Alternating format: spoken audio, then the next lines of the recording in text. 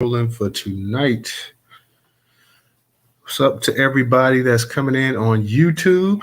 For those that drop in on YouTube tonight, guys, make sure you go ahead and click the notification bell. Make sure you go ahead and share out tonight's broadcast, like, and give it a comment as well. Once again, go ahead and click that notification bell, like the actual broadcast, leave a comment if you would, and definitely go ahead and share it out. Make sure you guys visit newstoter.com to stay up to date on breaking Black news in Black America today. Once again, visit newstoter.com to stay up to date on breaking Black news in Black America today. Tonight, guys, we're going to be discussing the Stephen A. Smith remarks that he made recently. Of course, everybody knows about the Super Bowl that was played with the Kansas City Chiefs and the actual San Francisco 49ers. Past couple of years, they've been singing the Black national anthem. Growing up, we call it the Negro national anthem. They call it the Negro national anthem. At least that's what they call it in my parents' day and stuff. But they sung that. And of course, I know you guys were on X, on social media, and you saw a bunch of comments, a bunch of people that had an issue, had a problem with it. People act like that the actual lift every voice and sing was something that just came out 5 years ago. Like, I don't know exactly how old that song is, but like I say, my parents, my mom was live. She'd be going on, I believe, 75. So yeah, that song is something that that's been going on for the longest. I don't know what people are talking about, but it's crazy. People are upset. People are pissed off about an actual national anthem. Look like I'm saying my co-host DJ might have I don't know if his account got suspended. I gotta check this out tonight. I gotta see if DJ account got suspended, y'all. So DJ might not be able to come up in the space tonight. He looked like he just texted me that his account may have got suspended. So I gotta check this out as well too. But nonetheless, we're gonna cover this. We're going to cover tonight. I want to definitely hear what everybody's got to say about that. Stephen A. Smith, one who's never at a loss for words. Of course, he decided to chime in. And that post is actually up in the Jumbotron. Isn't it? It's not in the Jumbotron? I don't know what the hell X is doing tonight. I know I put that up in the Jumbotron, guys. I'm going to see if I can put that back up in there. I'm gonna find. Yeah, it's like the last one all the way over, so you should put it back up. I can't even see it. Oh, you can't? I can see it. It's the fourth one over if you scroll all the way over. Yeah, I don't even actually see the actual I don't see anything up in the jump. I don't even see a Jumbotron. Oh, you might need to. I get that sometimes. Yeah, I don't even.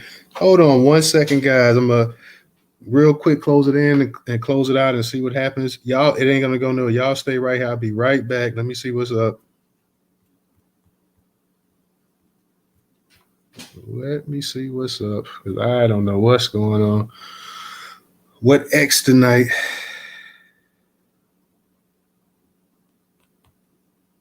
Let's see.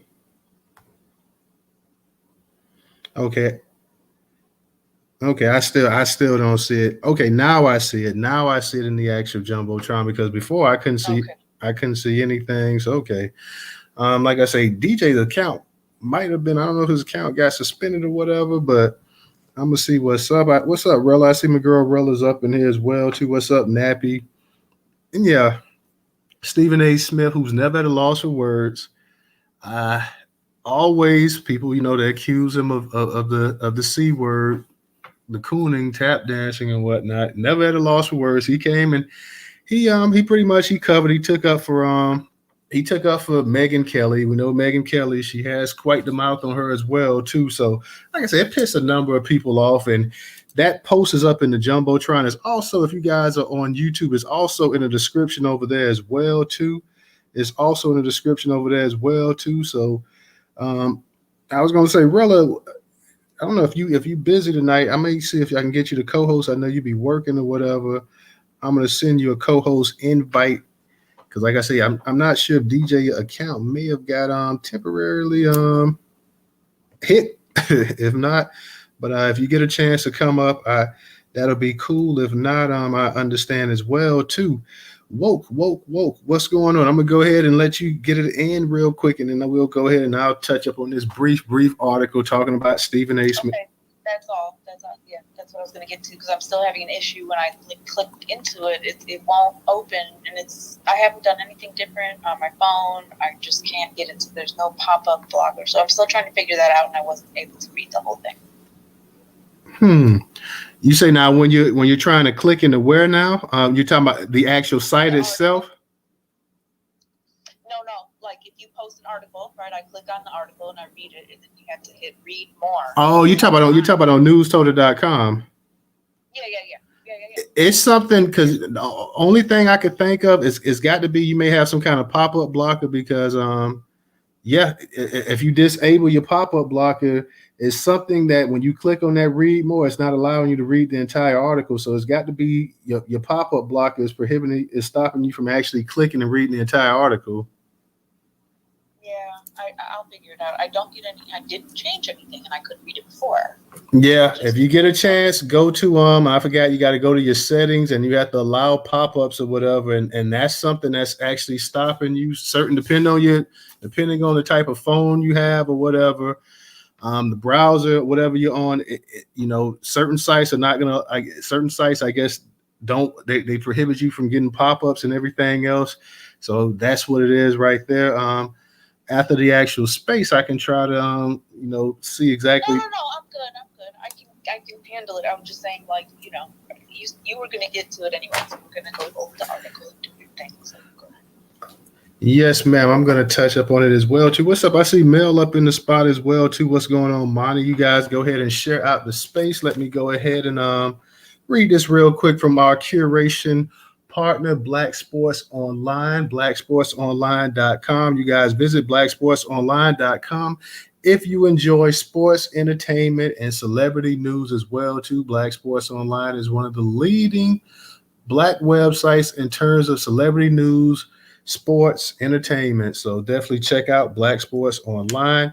Stephen A. Smith says Megyn Kelly isn't racist for trashing the Black national anthem. Megyn Kelly is on the roasting table on socials as she's been trashed and branded as a racist for saying the Black national anthem didn't need to be sung at the Super Bowl. Well, someone is here to jump to her defense, and that's controversial sports analyst Stephen A. Smith. According to Smith, he doesn't see Kelly's statement to be as racist as people claim. This is what Kelly wrote after Andra Day's rendition of the Black hymn, Lift Every Voice and Sing. Does not belong at the Super Bowl. We already have a national anthem, and it includes everyone. And here is Stephen A. Smith to her defense. I don't know Megyn Kelly at all, okay? I don't find her statements to be racist, Smith said on Monday's episode of Stephen A. Smith's show. I find it to be, in her eyes, patriotic. I find it to be, in her eyes, self-righteous. I find her to be a bit detached from reality, being faced by Black Americans every day. I got that part, but I can't go in the way that I wanted to go in about her when people are out there from my community just throwing out the word racist, Smith added during the monologue earlier reported on. You don't know that about her, he continued.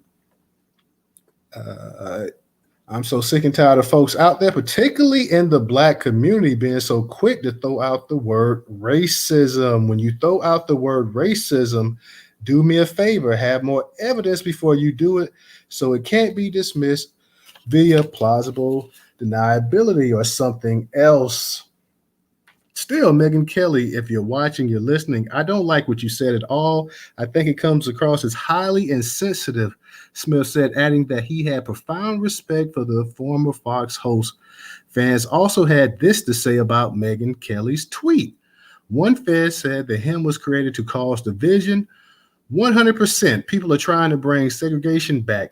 Dr. Martin Luther King is rolling in his grave, a third chimed in. Truly can't fathom being this miserable person, one user wrote.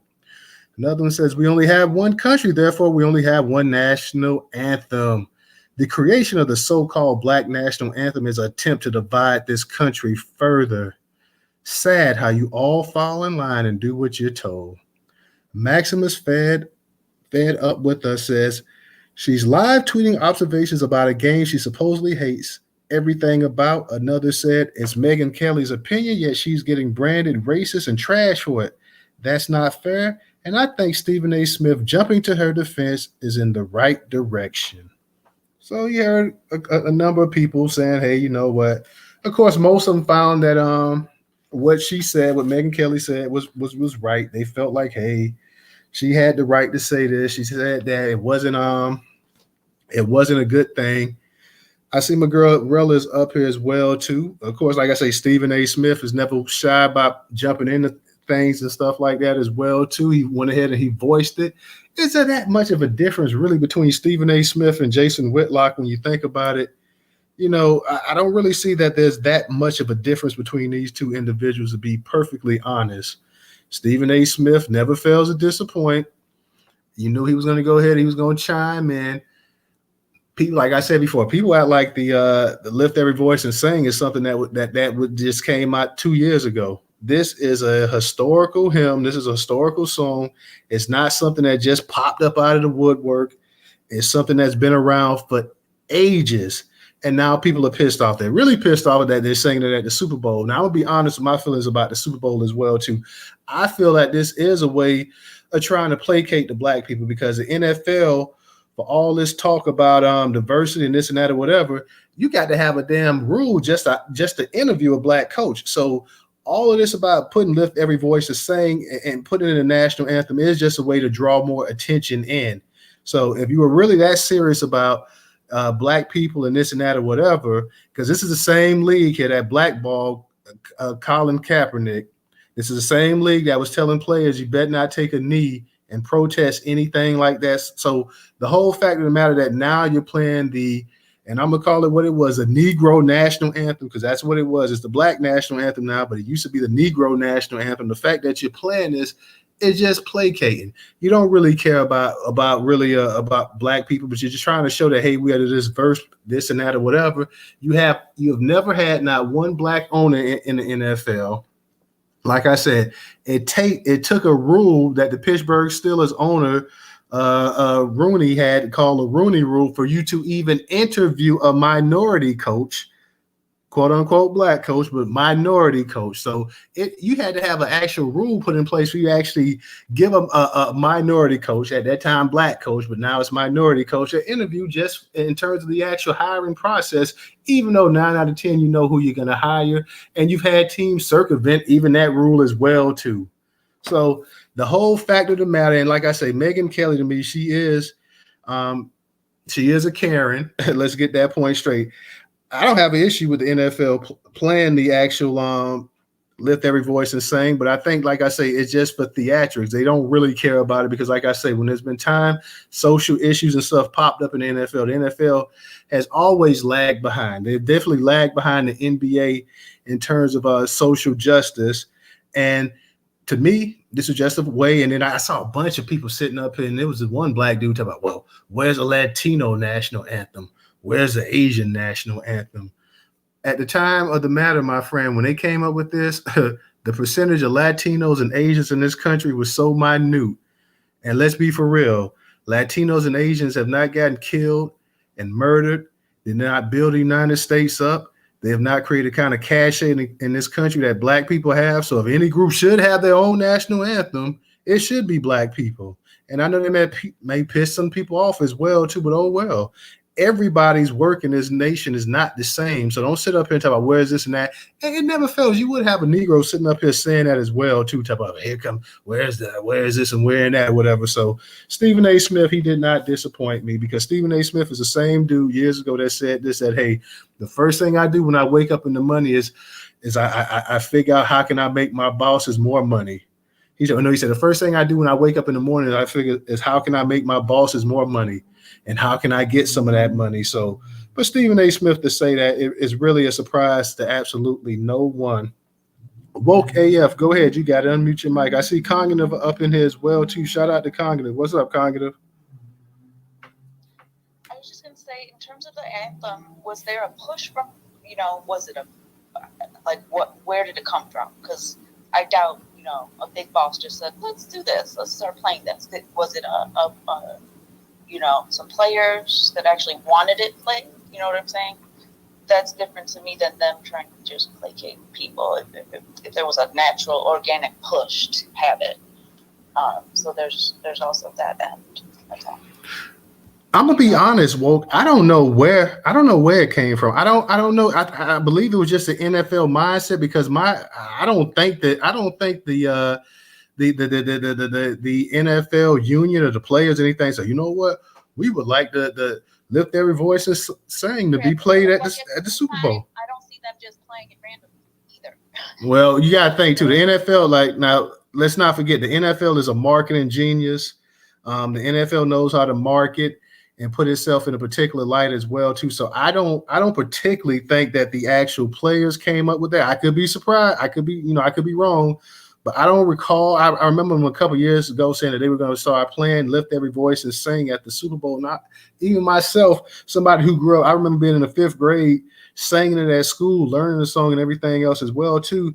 I didn't see the point. Like, why would the NFL? Why is the NFL so keen on this? You know what? If you're so keen, be keen on trying to get you a black owner and to get more black coaches in the NFL and everything else as well too. Because the NFL is the same league at one time that said that black men were too dumb to play quarterback. You know, that you didn't have the intelligence, you couldn't read a playbook, you couldn't understand complex systems and this and that or whatever. So the amount of black quarterbacks you see in the NFL now, this is a new phenomenon over the past 12, 13 years ago. When I was growing up in the 90s, every time you had a black Heisman quarterback, a black quarterback, this and that, they were talking about he was too small, his arm was too weak, he played in this type of offense, he couldn't figure this out, yada, yada, yada, yada, yada, yada. Some of the same guys I grew up watching playing, if they was playing today, would be first-round picks, but they were too dumb back then. They couldn't understand, the complex terminology and all this other dumb stuff that they came up with. So the NFL is sitting up here with nonsense. Also, I remember back in the 90s, you had Bill Cosby and a bunch of other people that were getting together trying to buy the Washington Redskins at the time, which is now the Washington Commanders or whatever. And as soon as they got ready to try to buy that franchise, they jacked up the price so much that they didn't have a chance to even get it. So the NFL, is full of it. But I see my girl Rella up here. Shout out to Congolese. Congolese, thank you for the contribution on Cash App. Let me get to my girl Rella. Rella, what's going on tonight? Hey, Newstoter. So I'm sorry, I'm not at work yet, but I am trying to gather as much information like DJ would. I'm a little bit more stickler to, some facts and information. Like, and I always have my own opinions, or, theories of certain things. And I want to also paint the picture, not paint the picture, but point to, the NFL. Sorry, I was getting a call. The NFL, put out a statement. Apparently there's an article by Peter, Sotosh, maybe that's how you say his name, and they were talking about in this article 2/11/2024. I don't know if he interviewed anybody, but I'm going to post it, and it talks about why the NFL decided to play Lift Every Voice and Sing before Week 1 game this year, and apparently this wasn't the first time. It says, after acknowledging the first time this summer, it previously mishandled, and I'm assuming they're talking about the NFL, mishandled player protests during the national anthem. The NFL decided to play Lift Every Voice and Sing before every Week 1 game this year. The song is often referred to as the Black National Anthem because of its historic importance to Black culture in the U.S. Reactions to the NFL's anthem have been mixed. For some critics, the playing of two anthems is an overreaction to backlash the league has received for stifling prior protests. And then for others, the NFL is not going far enough to meaningful support at Black Lives Matter movements, etc., that have been largely ignored by corporate America until it became socially convenient to embrace. Regardless of playing the Black National Anthem, should be educational to wide swaths of Americans unfamiliar with the song and its background. I'm going to land it there. The rest of the article I'm going to post, but I'm going to caution. I'm going to say this. We are in, and shout out to the room. We are in Black American, I always say Black American Freedom History Month. And the reason why I say that is because that is a combination of our historic experience, our historic culture, in the sense of the descendant community here in the United States. Megyn Kelly is not a descendant of the United States. She is a first generation Italian, German, and I believe Irish. So I actually posted, I posted on her post that she made saying that that the Black National Anthem, her disdain for the Black National Anthem. And again, this goes back to my original points to why immigrants or people who call themselves immigrating or migrating into the United States after 1865 or even before, they are not even educating their own children on the entire compass of what American history is. And for the people who come in here present day from European countries or wherever, they too pick up this same behavior, even so much so that ignorant Black people will get on, like this one guy, seen his post. He was the guy I think that you're referencing, Newstoter, talking about how so should we play Asian anthems next? Should we play the Latino anthems next? And whoever else, the African anthems. And I say this, the Black National American Anthem was created off of the heels of struggle, and it came from the songs. It was a hymn, actually, that came out of the swells and the cries from people who were in bondage. That is part of the American story. If you decide that you just got here in your pasty white self and you think that somehow anything in the fabric of American having to do with American business only should be utilized for popularity or utilized for the benefit of making sure that we feel comfortable as Black people, something's wrong with you. Because at the end of the day, just like they are willing to use the national anthem, that's a cosplay. Because the people who are using the national anthem aren't even the original people, come from the original people who actually were the colonists in the United States. Most of the people who are under the white umbrella have different ethnicities and nationalities associated with themselves. The only group that does not, that people keep trying to placate and say, oh, well, y'all African, y'all this and that. We are actually an amalgamation of people that the Black American descendants today, like myself, we're the only ones who do not have immigrant status. You're speaking to someone who's of 12 generations. So when you talk to people like Megyn Kelly or Stephen A. Smith and they make comments that spark this, oh, well, if you're going to use race, well, make sure you have facts behind it, and blase. American history is all of information that's uncovered, and that is covered to the fabric of this country. Megyn Kelly had no right to insert herself. She had no right, knowing that her historical record is not even of the foundation of the colonists that was here. Stephen A. Smith is ignorant. And for other Black people who, like him, pick up the mantle and say, oh, it's symbolism, it's this. Jay-Z is part of the NFL rebranding because the NFL effed up with Colin Kaepernick. And they know it.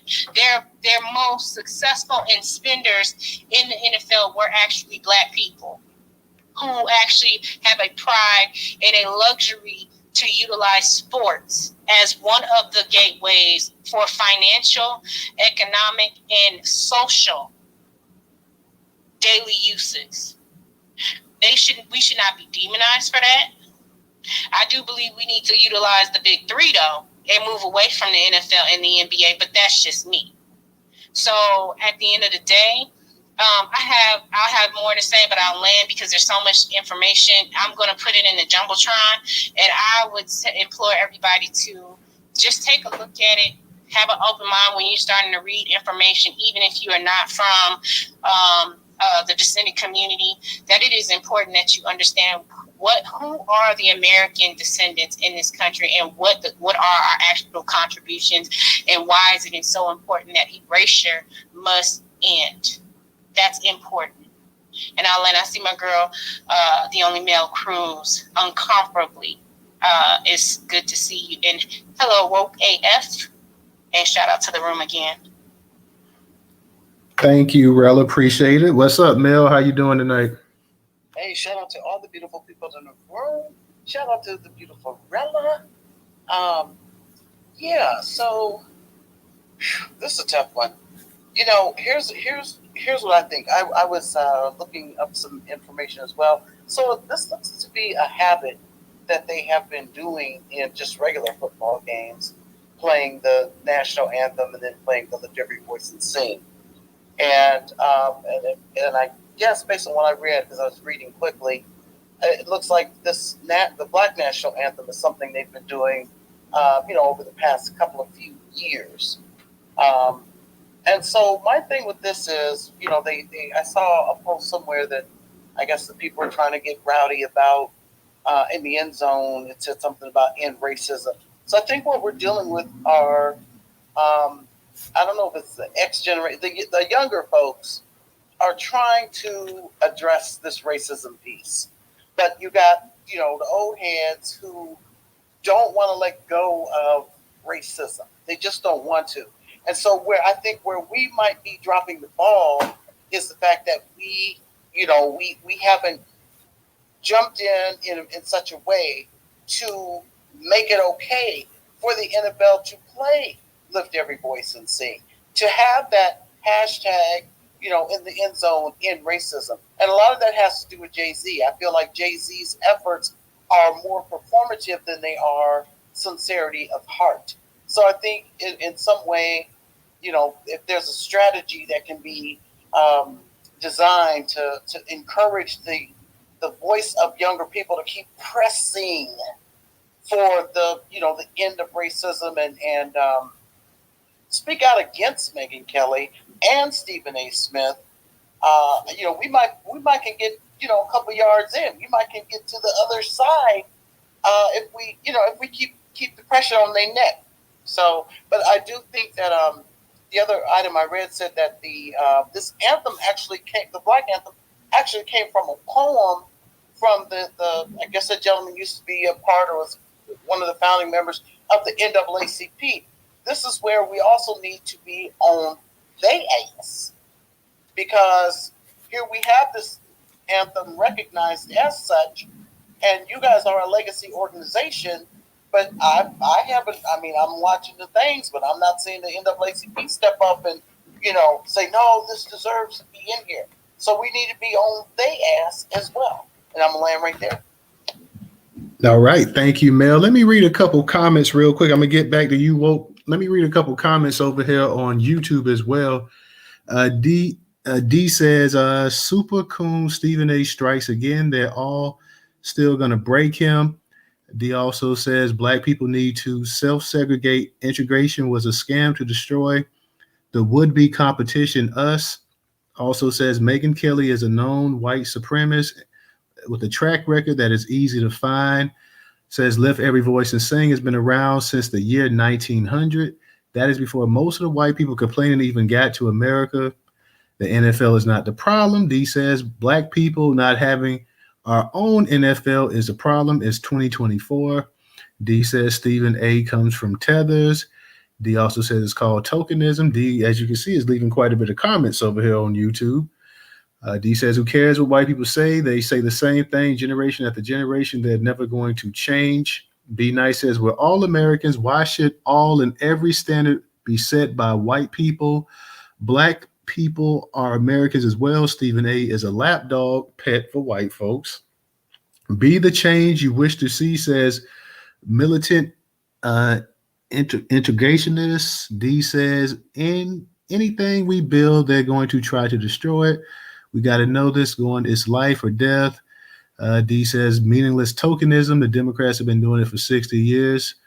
DJ's over there on YouTube, he says Stephen A is a tether room. D also says white society knows all about Black national anthem. We need our own institution. That means fighting, literally. D says Megyn Kelly is telling you she has a right, and Stephen A is bowing and accepting his place. D also says FBA don't bow down, we build. So D, thank you for the amount of comments you left, because you are leaving quite a bit of comments over there. Woke, let me get to woke. I see a bunch of our people coming up in here. Let me give a shout out to Miss Lisa Infinite. What's up, Infinite? You always tweeting out the spaces. Let me give a shout out to you, Nita, Andre, all of y'all coming up in here. Tweet out the space as well, too, guys. Tweet out the space. But shout out to some of our usuals that's popping up in the space right now. The broadcast, more people over there on I'm about to say Twitter, but on YouTube, go ahead, click the notification bell, and go ahead and share out the actual broadcast tonight. Share out the broadcast on all your social media platforms, everybody. Let me go ahead and get to Woke. Woke, go ahead. How you doing? You got it back once again. Hi again. No, I just wanted to make an observation, which is that it's absolutely racism, number one. I agree with everything that Dee said, everything that you read. No. Right? But I think that in terms of like racists are tired of the word racist. Like, do you think that Stephen is trying to point out, and they're tired of it, you know, like it's maybe being overused? Do you think that it's being put out there to? Well, that's what Stephen was saying. What in that article I read, Stephen was saying that he basically said he's getting tired of Black people saying everything is racism. So that was Stephen's thing. He was saying that, hey, I'm getting tired of you guys don't have any proof, any evidence saying that she's racist and this and that, whatever. So Stephen also, besides the whole Megyn Kelly thing, Stephen is saying, I'm tired of hearing Black people talk about racism all the time. But it's the white people who are racist that are tired of hearing about racism. You know what I'm saying? So he's got that mindset because of the environment that he puts himself in. You know what I'm saying? But the last thing I'm going to say is that it's not surprising at all, because you're dealing with the same people that, you know, when Black Lives Matter came around, they couldn't comprehend what that actually was. You know what I mean? It had to be, white lives matter and blue lives matter and everybody else's lives matter. So it's that. I don't even understand the blue, and this is the part where again the blue life, you know, that whole blue lives matter type situation. They don't even treat Black cops the same. They make it a point to actually point out that Black cops are different. As a matter of fact, a lot of friendly fire, like they like to call it. We can go down a list and find Black even undercover cops who've actually been murdered by white cops, and they call it friendly fire. But they make it a point to create this blue line distinction again, and then talk about how they don't want to hear about racism, when racism actually is being defined by colors that they actually choose out of a crayon box. But when we actually speak about what Black is in culture and what Black has been utilized as one of the several reclassifications for our community, all of a sudden white people will start to get ignorant. They start to turn into and I shouldn't even say white. I shouldn't even say white. I should say people who digest supremacy in its ignorance, but want to utilize supremacy for benefits by way of utilizing Black culture, because they're not talking about Black as a crayon color. In the sense, they're actually talking about culture. Lift Every Voice and Sing is a cultural thing, and the national anthem was a cultural thing. Francis Scott Key created the national anthem when he himself at the time wasn't even an American by way of. He was someone from somewhere else who came to colonize a place where he then decided, you know, they then started calling themselves American, fighting against the British. So when you literally look at, again, historical references, and you're hearing from someone like Stephen A. Smith and Megyn Kelly, and you say, stop using the term racism. How is that even? That doesn't compute. That doesn't make any sense, because That's the only way society has been able to actually define what racism is when it's actually in use. Is they say, oh, it's racist. Racist how? We're talking about them black people right there. They're not saying, oh, we're talking about Americans. Because remember, if we were to say, oh, the American Freedmen National Anthem, the American Black Freedmen National Anthem, or just the American anthem, and we just change the words, no one would ever know that we're not even singing the Francis Scott Key version anymore. No one would know. But because they utilize the term black, and then they get mad because you hear someone who has melanated skin say, stop using the term racism, now all of a sudden we're supposed to succumb to their inability to want to actually play in the sandbox the right way and actually not acknowledge their bullshit that they're always, sorry, Newstoter, they're, to acknowledge their ignorance and the fact that they are the ones who actually set this whole setup when it comes to what the term racism is used for. I was just going to say, you touched on it, ignorance. You have to be extremely ignorant to see Black Lives Matter and feel offended. What the hell are you offended about? Why does somebody else's lives mattering how does that hurt you? What's the answer to that? We all know what it is. That's it. Yeah, because the country's always been offended by whenever Black people have stood up and said something, they've always been offended. You got to remember, in this country here too, now, everybody, and woke, we appreciate you being here. I know you're definitely, you're the Caucasian persuasion, but we appreciate your, your sentiments. But you have to remember, when you start looking at some of the actual, the movements and everything that happened in this country, a lot of white people today will tell you that, hey, you know what? My father, my parents, my grandparents, they marched with Dr. King and this and that. But the vast majority of white people in this country did not support civil rights. The vast majority of white people felt that, hey, Black people didn't deserve civil rights. The vast majority of white people in this country had no issue with black codes, had no issue with Jim Crow. The vast majority of white people that were alive at the time had no issue with Black people being slaves. I know everybody wants to say, well, the Quakers and the abolitionists and this and that, whatever. It was a whole bunch of Quakers and stuff that owned slaves as well, too. So the vast majority, whenever Black people in this country, tried to do something, nowadays they rewrite history and stuff. And that's what you see with a lot of this stuff, too, in the curriculums and stuff. They talk about, well, Black people, they were indentured servants and they were helpers and they was this and they was that or whatever. Just completely rewriting history, just completely just taking things and just switching it around or whatever. So it's not a surprise to most of us in here that, hey, the same white folks will be against reparations. The same white folks will be against, justice for Black people as well, too.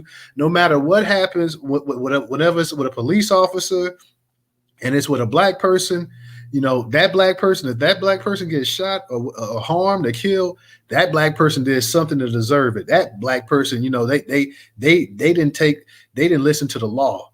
Now it's funny. It's funny when we talk about, Black people, not having any respect for the law and Black people not listening to authority and Black people this and that or whatever when it comes to cops or whatever. But I distinctly remember in the situation in the George Zimmerman case, when George Zimmerman was told by the actual dispatcher not to pursue Trayvon Martin, and he went right ahead and he did it, and it resulted in Trayvon Martin's death. White folks, for the most part, even the most liberal white people in the country, felt that George Zimmerman had to defend himself against, a teenager. Oh, well, you just said he's a teenager. He was big. He was 6'2" and this and that or whatever. Nonetheless, he was still 17 years of age. So when it's always this talk about, Black people don't take to the law and Black people hate America and Black people, because I had to get on this one dude yesterday. He was sitting up. I posted something about the Black Panther Party having a museum, and he sat up here think his name Rico Richardson. Rico was sitting up here talking about, well, the Black Panthers were a terrorist organization and they were communists and they were this and that or whatever. I'm like, man, the Black Panthers was up here with programs feeding kids and protecting their neighborhoods and everything else. They were still communists and this and that. And we had a little exchange to the point where he got up out of my comments sitting up here talking this nonsense. Because the Black Panthers, don't sit up here and tell me about the Black Panthers being this terrible organization for hundreds of years in this country. For over 100 years, they let the Klan run with impunity and just do whatever the hell they wanted to do, and didn't do anything to the Klan. You sat up here and a couple years ago, you had people, insurrectionists up here storming the Capitol. You had the organized mob, the mafia, and everything else doing all kind of stuff in this country.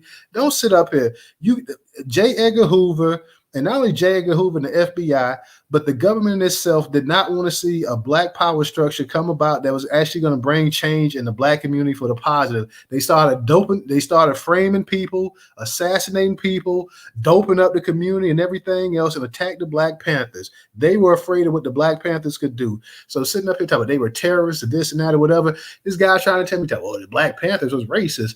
Man, the Black Panthers had white supporters. James finding a number of white folks supported them. You never heard the Black Panthers saying anything racist about not the real Black Panthers saying anything racist about white people. So this whole notion that, whenever it's justice for Black people, a lot of white people in this country have an issue, and that's why they have an issue with reparations too. They feel like, hey, we so used to being 50 steps ahead of Black people. If you actually cut a check and give them X amount, even if it was $50,000, if they say, oh, you have the opportunity. If you're not making it, it's your fault. Yeah. I tell you what, if you were to go ahead and if they say we're gonna give every Black person in this country $500, you'd have white people pissed off in this country. Let's just say that's all they say. We're gonna cut y'all a check for $500. We're gonna give it just to Black people. You would think that they gave us $1 million. They would be so pissed off. They'd be talking about doing this and doing that or whatever to you. They would be just totally beside themselves for a lousy $500 that wouldn't do anything for the economy and won't do anything for Black people. So that's where we're at in this whole thing. And getting back to Stephen A. Smith, Stephen A. Smith basically plays a character on TV. He's a loudmouth, know-it-all Black dude who's always right. He's always loud. He's always screaming. He's always in let me tell you something right here, right now. You just don't. He's always running his yap constantly. He knows everything. He is a character, and they love him. They love Stephen A. Smith. Like I said, he's a loud, know-it-all Black dude. But Stephen A. Smith, when it comes to politics and when it comes to social justice issues, he starts to freeze up like a baby quail a lot of times. So let me go ahead and I'm gonna get back to you, Woke, but let me go ahead and kick it to Rella, and then we'll get back to you. Shout out to 400, shout out to Quadé. I see you up in here as well too. What's up, fam? Hey, thanks, Newstoter. So again, this is why I keep saying. So Stephen A. Smith's parents are from St. Thomas, right, the U.S. Virgin Islands, and again, we're talking about people who literally don't see a cultural, they don't see themselves in the descendant community, right? And why, I don't know. I remember he changed his tune after he had that run-in with his co-anchor on ESPN when they were actually getting ready to fire him because of how he actually addressed his co-anchor, which I think she is, I don't know if she's Latino and white mix, but she was considered a white woman. And the way he came at her, they literally were going to let him go. He was off the air for a while. So he had to come back and play the Bojangling fool on TV. So now what you hear is you see him doing exactly that. And it's sad because, again, when we start to have the conversation of people recognizing that American history includes the descendant community, I do believe that the things that people like Megyn Kelly and Stephen A. Smith do because they feel adjacent to America by way of, either birthright or their family tree, it's treason, because you're literally denying American citizens the right to life, liberty, and the support, whatever the pursuit is, but to life and liberty under the U.S. Constitution. That includes the things that we have developed in this country, that's state and federal constitution. So I don't appreciate, and I think we need to start using that language. It's genocide, it's erasure, and people who who speak like that, I think we should have them censored. The FCC should have been involved. Megyn Kelly should have somehow got fined. There should be something. Misinformation should, in that caliber, it should be illegal to attack American citizens in a cyber way and put it out there that because you're ignorant, somehow that you don't believe something is what you think it should be. And that's that, they were her property type situation. And that's what that looks like. Stephen A. Smith is just another long lines of bojangling fools who turn around and want to try to protect that. What's that? The Superman savior syndrome. You want to save the white woman from the people coming down on her because she wants to utilize her platform to be a degradationist. No. No, that's that Baphomet culture. The black man and the white woman getting together, teaming up and destroying the world. I'm trying to explain this to y'all. It is not a game out here. When you see people who behave like that and they decide that they only want to target one particular group of people, because when the NFL was actually highlighting the Polynesian community, Megyn Kelly wasn't nowhere to be found. She wasn't saying nothing. Stephen A. Smith wasn't saying nothing. They did a whole entire segment, halftime shows. They were doing all kinds of stuff. Didn't say anything. But now when you're talking about Americans, all of a sudden you got a problem because you're talking about a particular group of Americans who happen to be black, and there happen to be culture descendant in things that we contribute, which is our music and our hymns and everything else. You want to have a problem with it because it doesn't fit your identity. Well, the regular national anthem didn't fit our identity, and look what they did to Colin Kaepernick and Reed. Ed Reed, I believe his name was. Ed Reed. Oh no, that was another Reed. Ed Reed is a Hall of Fame. That's another Reed you're thinking about. No, what was his name? His last name was Reed though. Yeah, it wasn't Ed though. It wasn't Ed. I'm sorry. Okay, Ed was the one that went down to the college after. Ed went to Bethune cutting up. Yeah. I'm getting mixed up. Okay. But I know his name was Reed. I'll look it up, but you know who I'm talking about. The other football player besides Colin Kaepernick that they had let go and ended up bringing them back after litigation. So I just want to say, like, I have to look his name up, but I just want to say, like, we have to be mindful, and we need to start utilizing their language back against them, but we need to utilize it in a way where we can start lining this up so it can go to, it can be brought up in a court of law as evidence, both on a state and federal level, because it's going to take that. Everybody talks about what the fight looks like. We talk about, what it looks like to get physical and active. It's going to take that. And I trust me, I've already recorded and took screenshots because it's going to be evidence. You're not going to continuously getting away with genocide and degradation in such a way where you get to decide how our culture and how we actually show up in our country. Not no more. No. All right. Thank you, Rella. Let me give a shout out real quick to my man 400. Thank you for your contribution on Cash App. Let me go ahead and get it back to Woke, and then I'm gonna get it to you, Mel, and any of our our listeners down here that want to speak as well, too, guys. Definitely, if you're in the space and you have not tweeted out the space, definitely go ahead and tweet it out as well, too, guys. I just had a side comment. Actually, the only should go. I'll wait. Okay. Appreciate that.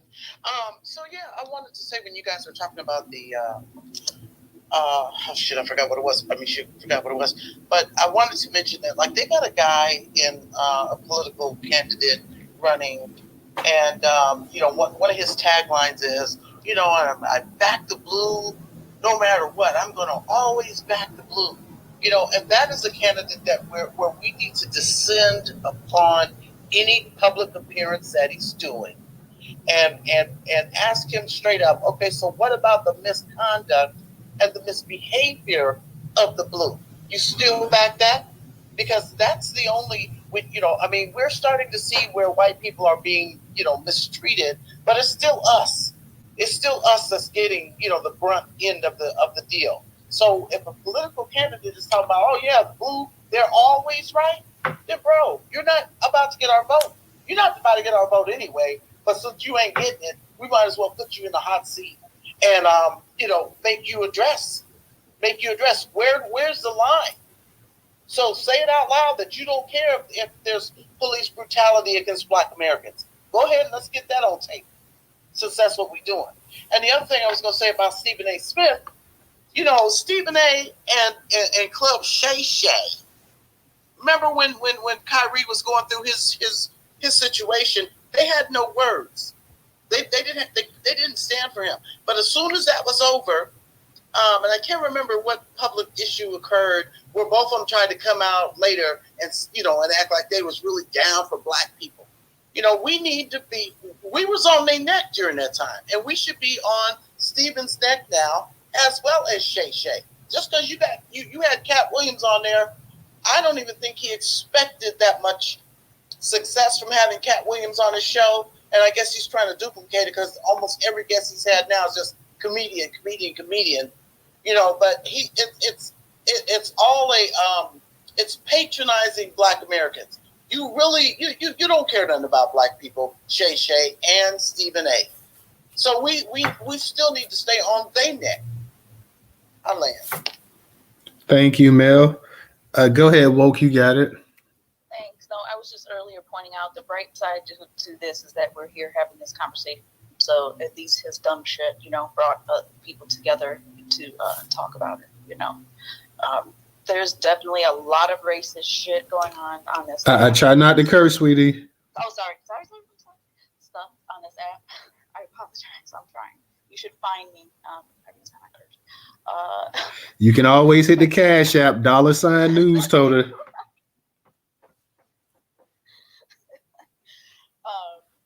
It's I don't know. There was a switch flipped, within the last few years where it's just full stop. They don't care. Literally, I popped in a space earlier, and it was I think they're supporting Ron DeSantis now, and they said Fannie was acting like the people that she defends. All white people.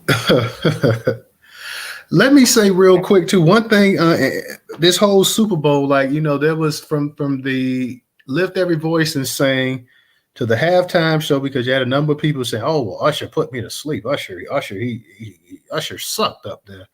And to these, he didn't. Well, that's what you got. Some people say, I thought it was a good show, but some people, people gonna complain. To the situation that the media totally downplay on the sideline with Kansas City Chiefs star tight end Travis Kelce chest bumping his coach Andy Reid, screaming at his face, yelling at him, and this and that or whatever. There were people saying that, had that situation, had that been a Black player doing that to Andy Reid, the media would still be talking about it. And they really downplayed it. Rarely do you see, you don't see a player having physical contact with his head coach, and the fact that not only did he have contact, he was up in his face screaming. Now, a podcast came out a couple of days ago because Travis Kelce and his brother Jason Kelce, that played with the Philadelphia Eagles, they have a podcast. And his brother Jason Kelce told him, "Hey, you was dead wrong for what you did." He told him that was inexcusable for what you did, but the media completely let that slide. And we know because we know they love they love Travis Kelce. You got the situation going on with Taylor Swift, so that's been helping as well too. So it's crazy for the fact that, like I said, that situation has been totally downplayed. Now, if the Chiefs had lost the game, maybe people would talk more about that situation, but nonetheless, a coach and a player is not supposed to make contact with his coach like that, let alone in his face screaming and hollering or whatever. I don't care if he's a star tight end in the NFL. I don't care if he's a former Super Bowl winner or whatever. The media totally downplayed that. They didn't talk about that.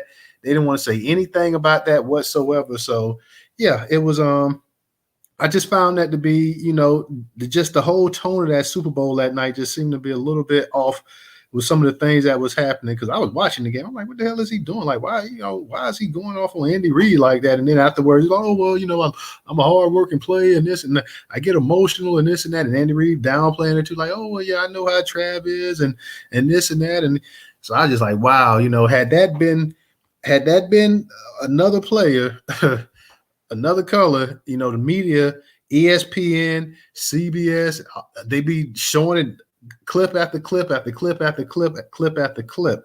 Really, that player you talking about, Polo Style, said that was 49er safety Eric Reed. So thank you, Mr. Polo Safety. Yeah, Polo Styles, that is. But yeah, Polo said that was Polo Styles. Thank you. Yeah, he said that was actually Eric Reed. So yeah, I knew it was a Reed, like you said, but I knew it wasn't Ed, because Ed was an all-pro, all-world safety and whatnot. So, but yeah, the shout out to Polo. Thank you for getting that back to us. DJ say let one of the ladies co-host. We got Mel and we got Rella as a co-host tonight. DJ's account. We missing you up here. Yeah, his account it looks like it may be suspended for right now, so hopefully it'll get back up soon or whatever. But yeah, I appreciate Mel and Rella filling it in as well tonight. Shout out to Black Majority State. I see him up in here as well too, guys. So yeah, like I say, with Stephen A. Smith is, I know he you had that picture that came out with Jerry Jones back in the day. I guess Jerry Jones was at the school in Arkansas when they had, and Jerry Jones was a teenager. So a lot of people, I know they saw that when they were blocking the entrance for the kids. I didn't see Jerry Jones blocking, like he was just out there watching whatever. But I know Stephen A. Smith, he came to his defense there as well too. And Jerry Jones probably was maybe 14, 15 or whatever at the time or whatever. So and I know a lot of people at the time that was a hot button situation or whatever, but there's been some questionable things that, sometimes that Stephen A. says or whatever, like Charles Barkley and some of the other guys that be on there, that sometimes you just kind of like, I don't think so, Stephen. Now, Stephen made sure too when he said, I know you guys pointed out that he comes from a West Indian background, but he also talks about our community. He says particularly, he's talking about my community, he's talking about the Black community as well too. So he's throwing himself, he's part of the Black community. He's mentioning that he's part of the Black community as well too. But he's saying that Black people, just they hang on to that word racist too much, that they just throw it out there, whatever. He particularly says, I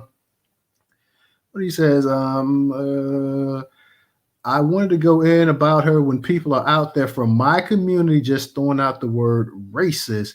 He also said, he continues, says, I'm sick and tired of folks out there, particularly in the Black community, being so quick to throw out the word racism. So Stephen's letting you know where he stands on that. He feels like Black people, I guess, and I'm sure if you asked him outside of ESPN, he would say that he felt that Black people played a race card as well too. So Woke, go ahead, you got it. Thank you. I just want to point out that the way that Travis Kelce, whatever, he yelled in the coach's face with the force, and that's scary. Like, I think it's important to point out that shit is like a monster coming at you. Remember, no cursing, but go ahead. How do you, sorry. Oh, okay, I owe you. I'm really going to have to say that. I'm sorry. But I think, how do you turn that switch off when you go home? That's an interesting thought. Yeah, and I get that he was in the heart of the game. He didn't want to be taken out or whatever. So, I can understand that. But still, to bump the coach and just get up in his face and all that. Like I say, he got a pass from that by the media. The media, they showed that, they talked about it, but that, like I said, they're not holding on to that. They're not constantly playing it over and over and over and over again. They're like, yeah, we saw that, been there, done that. Let's move on. They're not constantly still talking about that. But had that been, like I say, another star player, had they even been Patrick Mahomes that did that, they would still probably be talking about it. Rella, go ahead, you got it. I agree, and I definitely agree with what Will said. I he got a pass because, again, that privilege is something else. And when people point that out, particularly folks who believe that they have, that they know and have privilege, don't ever want to acknowledge that. Travis Kelce should have been fine. If that was Lamar from the Baltimore Ravens, if he would have did that to the coach, it would have been a whole problem. He was frustrated the whole game. You not once saw him get up in the coach's face and lose his temper in that way to the point he got physical with the coach. The mere fact that, again, I think I even brought this up in regards to Russell Wilson when what's the head coach from the Saints that's not with the Broncos? Oh, yeah, you talking about Sean. Sean Payton been a piece of garbage all year long. And how that got out, and now Sean Payton had to try to go around social media talking about it was just a heat of passion, and I'm like, it's funny how when white people do it, it's called a heat of passion, assault, verbal assault, any type of criminality and behavior goes out the window, and it's passion. And I'm thinking to myself, I could have sworn that you guys were in a professional setting, even though you're playing professional football. Y'all call it a professional setting, that's your job. So you're telling me after all these years of playing, you have not learned, like HR has never gotten in your ass for being belligerent to the players. I grew up around football. And I love football. As a matter of fact, because of the stuff what happened with the protests and Colin Kaepernick, I stopped watching it. And I just so happened to watch the Kansas City game because of Lamar and Patrick Mahomes. Now, do I understand the nuances between Patrick Mahomes? Yes, because he lives the adjacent life. And it's a fact. His father literally has DUIs, and they made sure to put his picture up. Constantly talking about it. Yeah. Put his picture up as if he's some criminal, knowing that, okay, well, if you know your father has some things going on, protect your dad from your environment, because them people don't like you just because you married a white woman and had mixed race children. It is a fact that they still see you as a other, and they don't care. You know what I'm saying? It's like, it's when we start to really have these conversations and people get upset, we're having them not from a hateful point of view. We're having them from it has been tried and true. Young black boys have been being lynched across the country. That is not happening to white men who are dating black women. They're not being strung up in a tree. They may be ousted from their community some kind of way, but they're not being strung up in trees or on bridges. Do you understand what I'm saying? It is a difference, and you see that. And so the nuance for black men who do date outside their race and end up in a situation where 2 generations out has now wiped out any possible maybe another generation if the children marry someone of their mom's culture or background, that whole bloodline is now in a different trajectory, and they're not going to face the same issues that the grandfather is still facing. Like, that did not save Patrick Mahomes' dad from being targeted by police in Kansas City. It's the craziest thing. But yet, here we are, and we're having these conversations of the nuances between both the dynamics of Mahomes and Kelce, and you see it. I mean, it's on, the painting is on the wall. Travis Kelce literally was able to commit assault and have such high levels of aggression that he's not going to have his picture and paint it up, or be fined or not be able to play for a couple of games of the next season. None of that's going to happen at all. Andy, matter of fact, he made sure that he was trying to suck up to Andy Reid after the game by mentioning Andy Reid so much, so it just was it sounded like I wanted to vomit. Because like you're doing, it was overkill. You're trying to suck up because you literally on screen committed assault. And we're supposed to be okay with it because, again, that's Travis Kelce. And, you know, he played in the NFL Super Bowl. No. Mm-mm. No, because if it was Russell Wilson, they would have did him totally dirty. Let's keep it all the way on 100. Matter of fact, Michael Vick's situation, I think, is going to happen to Mahomes. I don't want to. I'm sorry. I shouldn't have put the. Michael Vick situation. Michael Vick with the dogs. Not the dog. I'm not talking about with the dogs. I'm not talking about with the dogs. I'm talking about the fact that Michael Vick was the highest. He was the highest paid quarterback, and they took him down because of the dog situation. Mahomes is $500 million. He's the highest paid right now. And so when you look at that dynamics, that's not going to stick. That, you know what I'm saying? He's a mixed race kid. A $500 million quarterback is a mixed race kid who's a quarterback in the NFL. They had a problem with us actually pointing out the NFL didn't even have a balance of quarterbacks who were black and white or other. When we started talking about this years ago, it was only 10. You can only count 10 black quarterbacks in the NFL. Well, really now, back in the day, when I was a kid in the late 80s and 90s, we had two. We had Warren Moon and we had Randall Cunningham. And you had to be at their level. You had to be just at their level to even be an NFL quarterback, a starter. And I get that, but what I'm saying is the NFL has always been a bed of racism going on and placating to how they treated black players. I mean, we have stories of how our black men and athletes, black women and athletes, and how they had to overcome Arthur Ashe. I mean, come on, we can name all of them.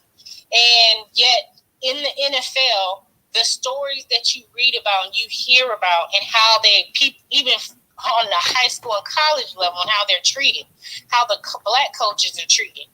Do you understand what I'm saying? There's always this element that we're supposed to ignore those things.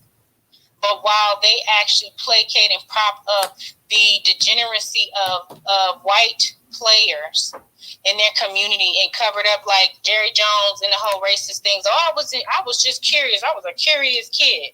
What the heck? What? Like, let me land because I'm just. Okay. All right. You made some points. I'm gonna come back, but I got Quadell up here, so I want Quadell to come up here while he got his so he doesn't lose his train of thought. But you made some points that I want to come back on and touch up on. Quadell, what's going on with you tonight, man? Hey, what's up, Newstoter? What's going on to everybody in the room? Thank you for bringing me up. Hey, Quad. Hey. Hope everybody's having a good night tonight. I hope you guys all been having a good day. To start it off, I actually got a couple things I want to say. But before I get into what I really came up for, I wanted to piggyback off that Travis Kelce thing.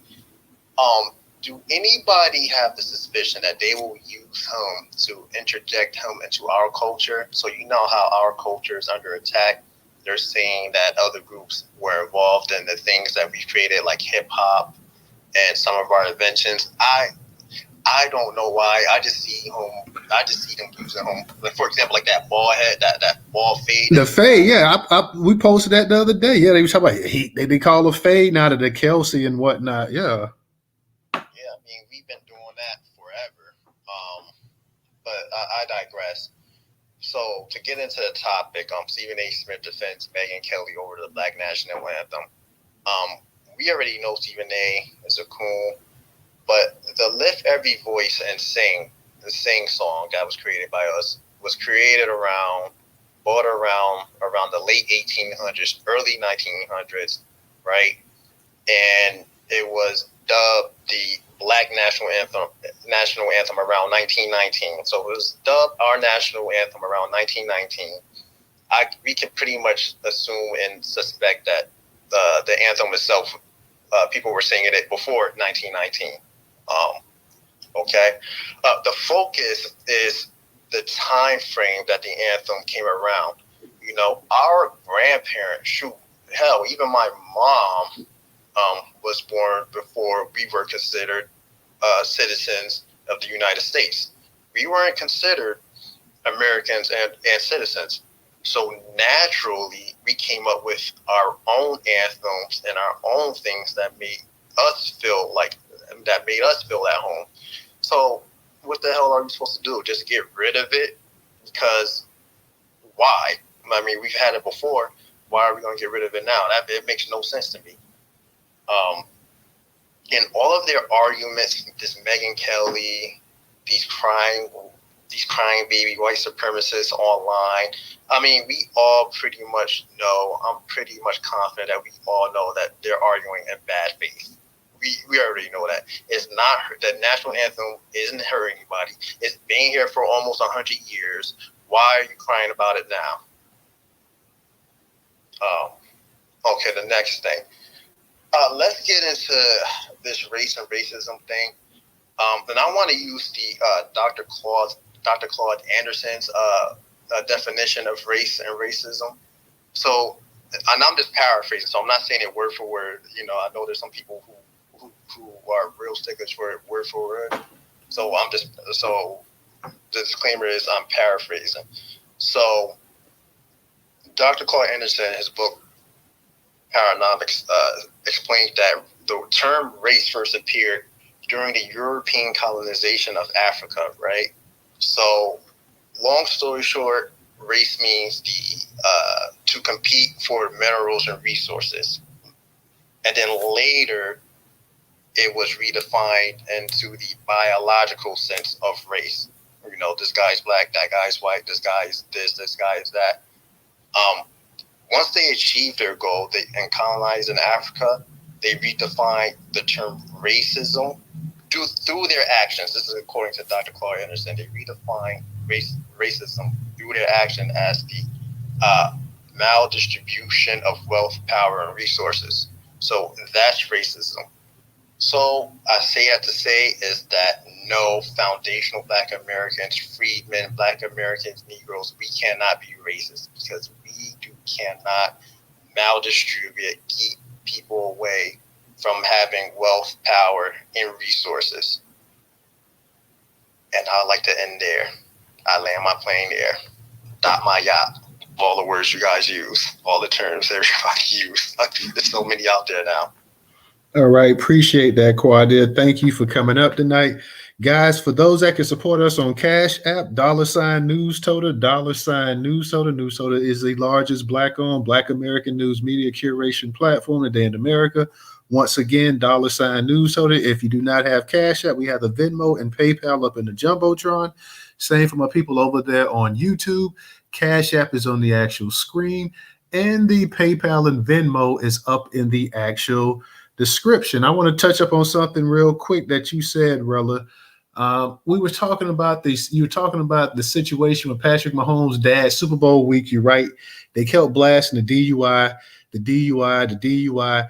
I heard people saying this was his third DUI. He may even go to prison and this and that or whatever. And I'm like, damn. I'm like, this sucks. You know, every time you turn on the news, they start talking about it. But I don't know if people remember a few years ago, and I'm not sure if it was the Super Bowl that the Chiefs lost against Tampa Bay, or it was the Super Bowl that they actually won or whatever. But Andy Reid one of Andy Reid's sons actually got into a car accident. And I believe it was drunken driving, and I believe he hit a little black girl. And I can't remember if that black girl was seriously messed up or if she was killed or whatever.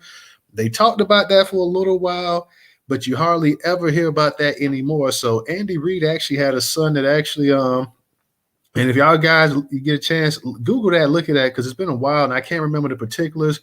Like I said, I can't remember if the little girl was severely hurt. I don't think she was killed, but I can't remember. But that situation, and it might have been the Super Bowl they lost to the actual Tampa Bay with Tom Brady. It seemed like it weighed quite a bit on Andy Reid. I think that had to be a few years ago, because Andy Reid's mind seemed like he was not there. His coaching, it just seemed to be completely off that day as well, too. So I don't remember exactly what happened with the son. I don't remember how much time he got or whatever, but if you guys get a chance, Google that up. Andy Reid's son. I can't remember his name. He was on the coaching staff. I got it. His name is Brett Reed. Okay. And he was sentenced to 3 years in prison. And it says Britt Reed, he was former Kansas City Chiefs assistant coach. Britt Reed has been sentenced to 3 years in prison for a drunken driving crash that seriously injured a 5-year-old girl in 2021. And I will post the article because it's pretty long.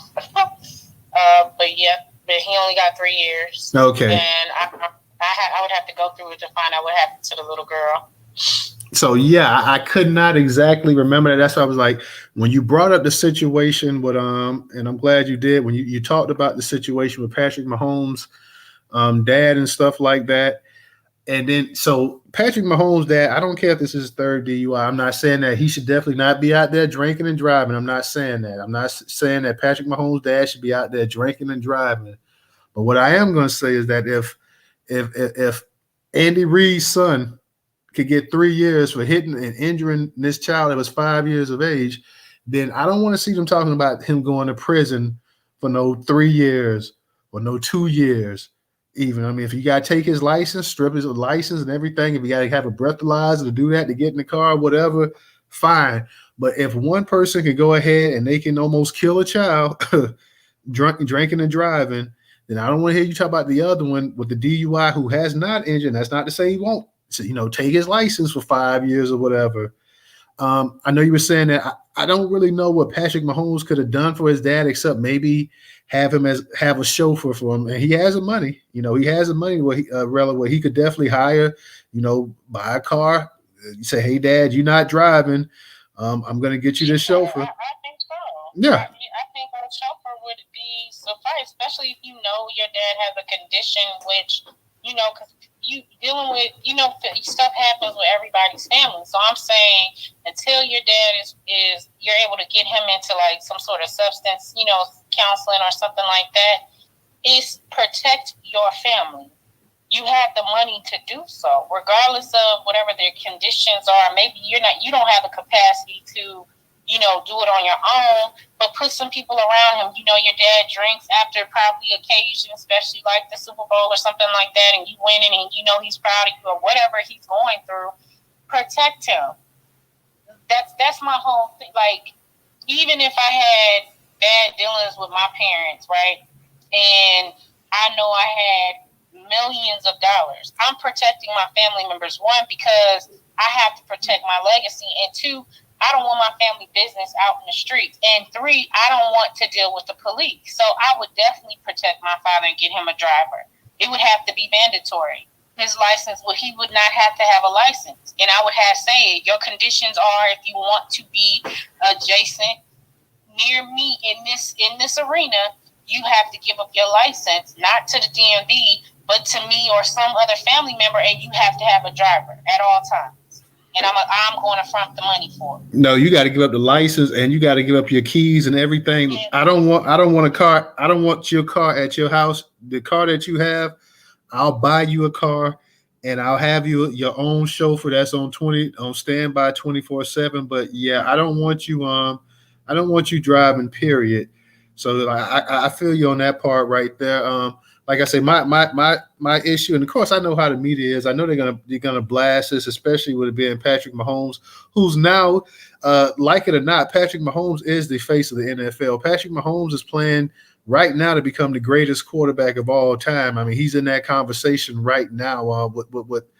I'm not saying he's quite at that level, but if he wins one or two more Super Bowls, he wins one more, then he's in the conversation. He's already in the conversation with Joe Montana. Right now, he'll be in a conversation with Tom Brady as well, too. Some people think that he's the greatest. So, he's already entering that conversation. So he's the face of the NFL. Like you say, he's got a contract worth $500 and some odd $1 million. So, yeah, I would definitely at all costs, like, Dad, this is what you're going to do. You're not going to drive. I can afford it. Well, other people can't afford it. I can afford it. I don't want you behind the steering wheel. To, like you said, you actually go to a place with rehab and this and that, and you got to be in this place. You got to do rehab for over a year or so, just so we know that you're good as well too. But I don't fault Patrick though. I'm gonna say I don't fault Patrick because his dad is a grown man, and he does have the means to help him and provide for him. But I don't want to put it totally on Patrick because his dad, long before Patrick was on this earth, his dad was around as well too. His dad's a former professional athlete, so if he really wants to help himself, he's gonna have to find the courage and stuff to go out there and help himself as well too. Getting back to one thing you mentioned before, I got you, Quadia. One thing you said, Rella, that I kind of slightly have to disagree, even though what you're saying is true. When I know you said that he's the mixed quarterback, he is mixed, but at the same time, we know in America how they look at him. When he played in that Super Bowl last year against Jalen Hurts, they said this is the first ever Super Bowl between two black quarterbacks. They count him as being black still, even though he's mixed, even though his wife is white and his kids look damn near white as well too. But when they see him, they still say, they look at him as a black quarterback. So last year's Super Bowl was the first ever Super Bowl between two black quarterbacks. So he's still gonna be counted as black. Just saying, I get the point what you're saying. I don't disagree with you on that because I do acknowledge it. I'm just saying I was just speaking to what you were saying as far as how they look at him. They look at him as other. They don't see him when they say, okay, he has a black dad and a white mom, and say, oh, okay, well, he's represented everybody. They look at him as, oh no, he's black. Oh yeah, oh and yeah. I'm me and how I my purview is you are mixed race and you represent the dynamics of your parents. Your father is black and your mother is white. And I just think sometimes people like to try to erase the dynamics of mixed race kids and say, okay, well, you just all the way black because we're going to consider you that one drop rule. I say, no, you are mixed race because you have your parent who is not black, who is literally part of your DNA. And that's your story. And I agree with you on that. The society at large is going to say, well, even though and traditionally they've always said if you're mixed, you're black. But I get what you say. I've never been that one either to say, you know what, I got to go ahead and get rid of it's no way that you can't say that he's not white when he was in a white woman's womb, for 9 months. So I know people want to say, well, think the creators of the one drop rule implanted that seed in society. I'm sorry, what was that, Woke? The one drop rule. I mean, that was a construction, right? The one drop rule was something that was created, right? Yeah, it was created. Well, racing. Yeah, Walter Planker, whatever his name is, made that one drop rule. Yeah, race in general was created as well, but you're right. Like, yeah, that one drop rule was basically saying, oh, well, if you had one drop of black blood and you this and that or whatever, and at the same time, like Rella's saying, you have a lot of people, especially now, you have a lot of mixed race, biracial kids saying, hey, you know what? I don't want to be just pigeon-toed and say that, hey, I'm black. I'm not just black. I'm also this as well too. So, which, I don't fault them. You have that right. You aren't just black. You are an actual mixed race person as well too. So I respect that. So I want to say something real quick. I wanted to add on to something that Rilla was saying in regards to Patrick Mahomes and on how he would have to watch out because they're going to come after him, right? He's at the end of the day, they see him as a black man, a black quarterback. They will do something to where they will damage and tarnish his name, his reputation, and his image. And the reason I say that is because we've seen what happened to Michael Vick, we've seen what happened to Cam Newton, and I don't know if you guys know this. I've been seeing it all around Twitter. They already started doing it to CJ Stroud, the rookie phenomenon that plays for the Houston Texans, black quarterback. They're already doing it to him. He had one of the most amazing seasons ever, literally ever, from a rookie quarterback in the NFL. And what they've been doing is saying there's some weird ad that's been popping up.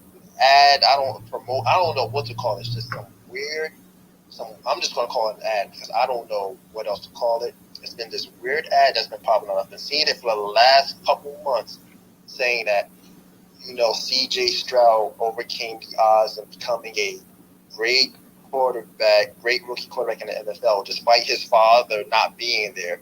Now, why did that last bit have to be in there? Because they always do that. The NFL, and it's not just the NFL, it's sports in general. Whenever they have these black athletes up there, they always got to go ahead and throw in one of these stories right there. They always, if you got a father that's incarcerated, they do their damnedest to go ahead and talk about it. They want to make sure, they want to put that this one comes from a broken home label as much as possible on it. That's why you had a few people that was upset with Deion Sanders this year as well too. Deion Sanders with Colorado, they were winning early in the year, and Deion Sanders was doing an interview, and he was talking about one of his players, and he was talking about the conversation that he had with the player's father in jail and whatnot, in prison and whatever, and he told him that he was going to look out for his son and this and that or whatever because the dad was in prison. And I kind of said, I'm like, well, why even mention that? Why even mention that the boy's dad is in prison? Why not just go ahead and just talk about the actual player and just keep with the positive stuff about him. You don't have to mention that he's in actual, the dad is in actual prison or whatever. But they love to hear these downtrodden stories of black people. The fatherless homes, yeah. They had the fatherless home card on the black people, but then you turn around and actually do the statistics on how many white boys or non-white boys or non-black boys or men, who get into the NFL or are drafted, who come from single parent mother homes. That's never a discussion. Well, not only that, but too, at the NFL draft, sometimes some years they've got into some downright personal questions. They've asked players if their mother was a hooker and on crack and all kind of ridiculous stuff. Stuff that has absolutely nothing to do with football. And you're sitting up because they have the Wonderlic test was supposed to be basically almost some kind of test of your intelligence, almost an IQ test and whatever. They were notorious for leaking low scores on the black players and stuff like that. And especially if you play quarterback and you made this low score or whatever, they were notorious for leaking it. Now you had Dan Marino, one of the greatest quarterbacks of all time. He scored low on the Wonderlic. They didn't leak that. I think you had a couple other profile white players that scored low on the Wonderlic. They weren't leaking that as well, too. But when you had one of these black players, he didn't test well on the Wonderlic. And listen, the guy been playing football his whole life. He's just coming out of college. Either he got a degree or at the very least he was there for 3 years and left early. I think that if they have all summer long, 6-7 months, they got training camp, if they actually put in the work and watch film and everything else, I think they should be able to learn a damn playbook. I mean, let's not act like this is just something foreign to them, like they're driving a damn spaceship or something like that. So they've always done this. They've always undermined this as well, too. And like I say, like Rella was saying early, we see the black quarterbacks now, but I grew up in the era, like I said, when you had Randall Cunningham and you had Warren Moon, and that's all you had. If you was going to be a starting quarterback in the NFL, you had to be at their level. Warren Moon is in the NFL Hall of Fame. He's still to this day the only black quarterback to be in the NFL Hall of Fame. And had Randall Cunningham, who was about 25, 30 years before his time, where everybody used to get upset. Randall Cunningham was Michael Vick before Michael Vick. It could throw the damn ball 70 yards on the run and whatnot. If Randall Cunningham was playing in this day and time, who knows what kind of stats he'd be playing. They used to tell Randall Cunningham, stay in the pocket, don't run. Yeah, he stayed in the pocket. He got his damn leg broke, and he was never the same player again. So, like I say, I grew up in the time. Who else did they do that to? Didn't they do that to Bridgewater? They did the same thing to Teddy Bridgewater, and he ended up breaking his leg, hurting his leg. Bridgewater almost got his leg amputated. Bridgewater was lucky. They had to do emergency surgery. They almost had to cut his leg off. So the fact that Bridgewater was able to keep his leg and keep playing football was a miracle, because had they not got him to looked at immediately, Bridgewater was going to lose his leg. So he almost got his leg cut off. Here in Florida, We had a quarterback in the 90s, Charlie Ward. Charlie Ward played basketball in college, played football, was still to this day, the only Heisman Trophy winner to play in the NBA with the New York Knicks, point guard. Charlie Ward won the Heisman, won it in the biggest landslide ever. Only O.J. Simpson at that time had a bigger margin of victory. Charlie Ward won every major award that he could win in 93, was the most decorated player in the history of college football. They started for these camps and stuff like that. They talk about, well, he was too small, that they claim he was 5'11" and 3/4. FSU listed him at 6'1", 6'2". Come to the scouts talk about he was 5'11" and 3/4. He was too small. His arm was too weak. He played in the shotgun and this and that and all this other crap. And then they said, well, you know what? Are you going to play football or basketball? He said, you know what? I'll let the NFL decide. The NFL, they decided to bypass him. They wanted to sign him he said, hey, because he wouldn't commit. They bypassed him. They didn't draft him. They tried to sign him after the draft. He said no. He went ahead and he played in the NBA for about 10, 12 years. So you had all of this stuff that used to go along back in the day. Had he played in the days era, he'd probably be a first, second round pick at worst. They told him if he committed to football, at best he could be a third round pick. That's the highest he could be. The two quarterbacks they took in front of him, they said was a franchise quarterback, was Trent Dilfer, Heath Schuler. Heath Schuler maybe played 2 years, was a backup, and was out of football in 3-4 years. I think he ended up running for state politics in Tennessee. Trent Dilfer now coaches in college. Trent Dilfer was drafted by the Tampa Bay Buccaneers. Tampa Bay had one of the greatest defenses. He couldn't win there. He got cut. And then he went to the Baltimore Ravens, played with another great defense. Trent Dilfer was an average quarterback. Trent Dilfer, because he was so average, they came out with this term for white quarterbacks that they call game managers. He played on the 2000 Raven defense that was the greatest defense of all time next to the Chicago Bears. All he had to do was throw the ball 8-9 times a game, not turn it over, and let Ray Lewis and Peter Boulware and all those players just win it for him. And they took this dude right here and made him a first-round pick. So the way the NFL has always done black men, especially quarterbacks, is nothing new. If you're an offensive lineman, you were too stupid to learn the plays as well, too. So all of this stuff has been going on for decades in the NFL. The NFL, and then, like I say, that's why I have the issue with the Black National Anthem, because you're a league that historically people forget about these leagues. When we talk about the NFL, we always talk about Major League Baseball and Jackie Robinson breaking the color barrier. But guess what? When all of these leagues was founded, black people weren't allowed to play in any of them.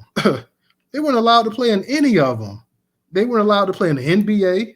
They weren't allowed to play in the NFL. They weren't allowed to play in Major League Baseball. So these leagues that we're talking about right now, historically, were always against black people, because when they were founded, they were saying that you can't play with us. You're not good enough. This is not for you. This is not your league. So for them to go ahead and trout the Black National Anthem up there, yeah, you had the Negro leagues, but for them to go ahead and trout the Black National Anthem out there, to me, it's just a way of trying to, I don't know what it is. It's just a way of trying to use black cachet or whatever. And like I say, I don't have an issue with them, with the Black National Anthem, because we grew up, we learned it in school. We had to sing it in 5th grade and whatnot. But to me, it's just theatrics that they're putting on right now. You don't care about the Black National Anthem. Like Quadil said, this song, this has been around since 1900. Yeah, you don't care. And then you got all these people talk, whoa. 1899. So I mean, come on. Mel, I know you got your hand up, Mel. What'd you say? I said, I know you had your hand up. Yeah. So I was going to say, but back then, just like 20, 30 years ago, they was cool with us singing the National Black Anthem, because it made them feel like, oh, listen to them slaves. See, they holding on to the little, yes, sir. See, they liked that piece of it, because it demonstrated some level of submission to them, because we was in the field singing that, doing whatever we was doing. I mean, I'm exaggerating a little bit, but my point is it had an emotional impact on the other people because it didn't represent that strength. The same song now in front of, on TV as right behind the national anthem, specifically for Black people, that's very problematic for them now because they know, and it's always been a source of strength to us. Okay, we were never scared. Well, but I was going to say too that Generation Z is open to acknowledge the actual things of racism. They're open to hear it. This is why there's and there has been such a push on, take all this out of school, take CRT out of school. I saw this ad, I think earlier today, they was talking about librarians now have to go in and if they want to order books for their school, they actually have to go in and click that they want a book that has someone other than white in it. So if they want to, like Charlie Brown got a new thing coming out. If they want, for the Black guy that used to be in Charlie Brown, if a librarian wants a book or a video or something like that, they actually have to go in there now and click, yes, give us someone who's other than white. So they are really just trying to do away with it. And this is why, to me, it's really important that we stay on their neck. And you guys were talking about how, every time the news, somebody does well, the first thing they want to do is promote the illegal side or the criminal side of their family. You look at some of these white people pulled up in trailer park neighborhoods, their mom and their daddy and everybody else is meth heads, okay? The Generation Z, they look at that shit and like, what an amazing feat that this person was able to overcome those obstacles. And that's why the press gets in there and has to demonize it, because these trailer park folks, they seen their Uncle Jimmy and Bobby Joe on that damn meth pipe. So they know how bad it is. So they're more inclined to have compassion for, one of us who's got a family member or, a parent or whatever that's on lockdown. So this is why there's always that focus to make it negative for one of us having a criminal element in our family. But yet again, as we've all seen, if it was meth, it's such an emotion. It's racking the entire community. They need mental health. They need help. So it's viewed differently. So I'm learning.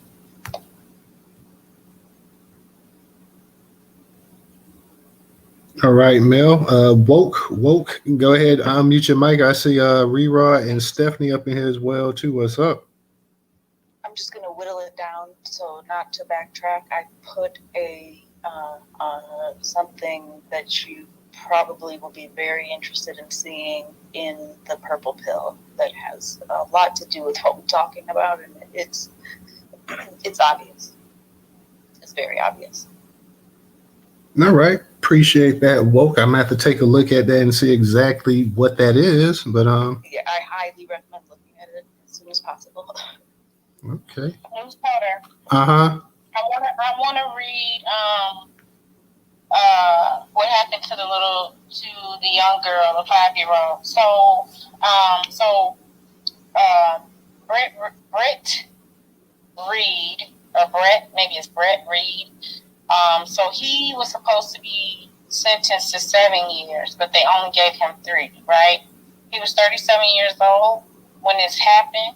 He was driving a pickup truck at nearly 85 miles per hour when he plowed into 2 vehicles on the side of the entrance ramp of I-4435 near Arrowhead Stadium. It says the crash left Ariel, her name was Ariel Young, who was 5 at the time, permanently impaired as a result of a brain injury. It says Tuesday, his hearing, he apologized to the family as he was fighting back tears. Fighting back tears as he turned to the family and said the crash was something I've struggled with. In a statement provided by his attorney after the ruling, Reed said he sincerely regrets and accepts responsibility for his conduct and hopes and prays for Ariel Young's continued recovery. But the damage is done. She has brain damage. Was there a monetary penalty? I'm sorry, I don't mean to make Well, so the article doesn't get into whether or not they sue for any monetary damages. At least I haven't read that far. But let me see.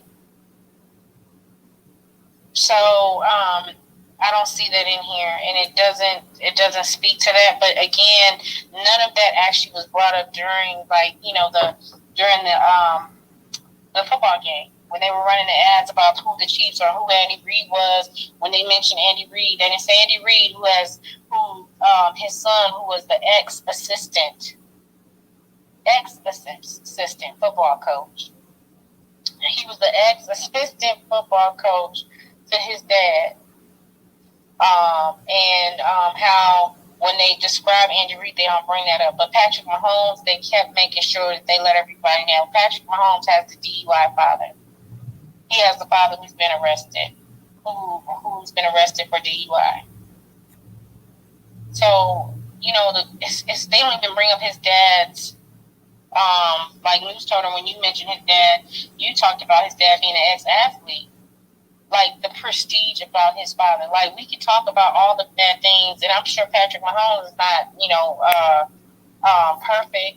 But I'm saying when they talk about black players, mixed race or otherwise, they did the same thing with Lamar. They do not talk about the good things and the prestigious things that go along with what they're doing as a professional athlete. They try to paint this other picture. Almost as if like that is the ciphering of energy that seems to be pulling from the NFL. And I think that's where I have a problem with them utilizing, us for capital gain, because again, it has never been about really the game, the athlete, and them actually being Black Americans or Black period in the game. It's really been about, okay, well, let's find out if they have a tragic story, because we can sell that, because that brings in money. And if you can't sell a tragic story when it comes to a Black player, no advertising dollars, no, any type of incentives for the players. The agents don't get paid. Remember, because that was the whole issue with Lamar's with the Ravens, because his mom was able to. He was the one where his mom was the one that negotiated his deal, right? And they kept wanting him to. His mom was his agent. They wanted him to get an agent, saying that they were calling his mom everything else but a child of God, and they were trying to hold off with his contract, and she ended up signing him a big deal with the Ravens. But he didn't have a big enough tragic story, because the big thing was, no, we didn't want you to have a mom that has a head on her shoulders and anything like that. We wanted you to have a cracked out mother who, neglected you for some years, and you just happen to fall into sports and become this superstar. That sells. That's the ciphering of energy. So that's why when I hear somebody, again, I'm going to go back to Stephen A. and Megyn Kelly, it's a slap in the face. Is Stephen A. the highest paid announcer? I believe the highest paid person on ESPN now, because I believe he may make the most. Well, you know what? If they got, the sell your soul type situations going on in Hollywood, I'm pretty sure when it comes to them particular type positions, they got to sell your soul, because, Jamil Hill found out the hard way. There was only so much they was going to allow you to get away with if you didn't want to go ahead and push the needle about the degeneracy of sometimes our community shows. And if you can't push that, then they don't want you on TV. And I think Stephen A. is really trying to utilize that to keep his spot. As long as he highlights and ignores racist white women like Megyn Kelly and protects anyone else, and say, don't call this racist, and stop trying to call people out for that stuff they're saying. I think so. That's what that black guy was saying. It's freedom of speech. The black guy that the comedian that was who did the George Floyd. Mm-hmm. Yeah, the George Floyd joke. And he got an OnlyFans. Is it OnlyFans? Is it on black? Who got an OnlyFans? Who got an OnlyFans? Is it an OnlyFans or is it a Patreon? No, he has a Patreon account. Yeah, A Patreon account where he charges white people $1,000 to come on Patreon to utilize saying the N-word. A paid subscription. Do you hear what I'm saying to you? You call it the N-word pass. And the thing about it is, all they're doing is sitting there, and he is the target of their demoralization, and he's receiving money to be demoralized. So he's not respected now. I mean, Who was doing that now? Who's doing that? This nickel and dime ass comedian. No. I forgot What's his name? What is his name? Dookie Lucas? What the hell? He calls himself getting over on white people. Is that what how he's justifying it? Like, fuck, they want to, waste their money. Is that what his justification? No, he's just because he's more hey, it's just a joke what I said about George Floyd, and he doesn't see anything wrong with it. He has adopted that perspective that white people hold about it being okay to talk trash about. I mean, wait, it's the same person? I'm sorry, the $1,000 person. Yes, the same person as the George Floyd. Yes. Okay. Yes. And it wasn't just George Floyd; it was MLK too. Remember? And so he tried to say that he spoke to George Floyd's family and he had a conversation. I fail to believe that he spoke to his family and had a conversation about how sorry he was, but gets on social media just to turn around and say, okay, I'm not sorry. But I say that could be another space. What I'm saying is adjacent to what Stephen A. Smith is this person. You just have to flip around the monetary money that they receive for being no good. Spoils. For the spoils of our community that we have to fight against, and they get paid for it. Stephen A. Smith gets paid to say stop to defend Megyn Kelly. He gets paid to defend white supremacy and turn the blind eye and make sure that he panders to that audience. They will keep him on as long as you can speak that language, and they'll say, see, that's one of the good ones. But you know what? I'll say this, because I heard the guy say, I spoke to George Floyd's family, blase scoop. Here's my thing. If George Floyd's family let that guy, told this comedian, this fake comedian, that it's okay, don't worry about it, man, then George Floyd's family doesn't speak for me. Because the next person that we get a cop that chooses to do the next black man or woman or young child the way George Floyd was done, R.I.P. George Floyd, that it's wrong. I don't give a damn. So there's no family that can come out if this tragedy happened to them. There's no family that can come out and say, well, you know what? It's okay. No, it is not. And I don't know what happened between that occurring to your loved one and for you to come out and say it's all right. No. So then that means y'all don't speak for us either. And neither does Stephen A. Smith, neither does Club Shay Shay. And if you notice, it seems to me like Club Shay Shay trying to stay away from anything controversial. And why are you now really just all with the Black American piece of it? Now all of a sudden, and as Black Americans, we over there patronizing all of Club Shay Shay's YouTube. Talking about he got more subscribers than he did when he was with the other, whatever the name of the show was. Don't come in here now trying to ease in to the community when you had a platform, you had a voice, you could have used it, and you chose not to. But now all of a sudden you over here getting paid hand over fist, all back again on us. No. Well, Mel, you gotta look at it too. That Shannon, what he's doing is he's utilizing. Look at the he's utilizing some of the biggest stars in black entertainment. You got Cat Williams, who maybe outside of Dave Chappelle is probably the biggest black comedian. Then you had Monique follow up, so he's using the actual black star power to actually go ahead and boost up his actual channel. That's what he's doing. Yeah, that's exactly what he's doing. Sort of, and my thing is it's still you're still pandering, you're still patronizing us, because when we needed your voice, bro, you weren't saying anything. You didn't say anything. As a matter of fact, you spoke against Kyrie. You didn't support him. And so now we're over here now because you brought over Cat Williams, and I believe somebody could have DM'd Cat Williams and said, "Don't go on there. We want you over here because we ain't picking with Shay Shay."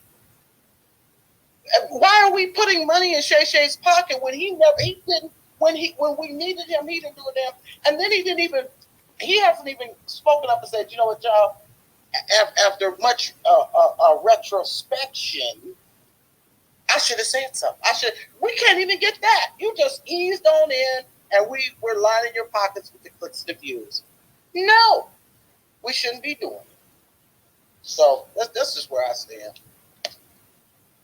Well, I mean, can I just insert really quick before we get too far away from it that we have a new dynamic now in college football of players getting paid, and I think that's a positive note that we can, at least have a couple of these where I think the dynamics will change over time. Maybe not right away, but I think something to keep an eye on is who's fighting for those spots and which white supremacists are trying to, hoard all those spots. Right. Now it's going to be more competition, right? And I think the heat might be turned up in that sense. Yeah, it may be. And well, that's hey, shout out to you for bringing that up, because right now that's starting at a zero, so there should be no disparity in income for any of these players. No, Mel. It's a disparity because you got the haves and you have the have-nots. And let me give you an example on that.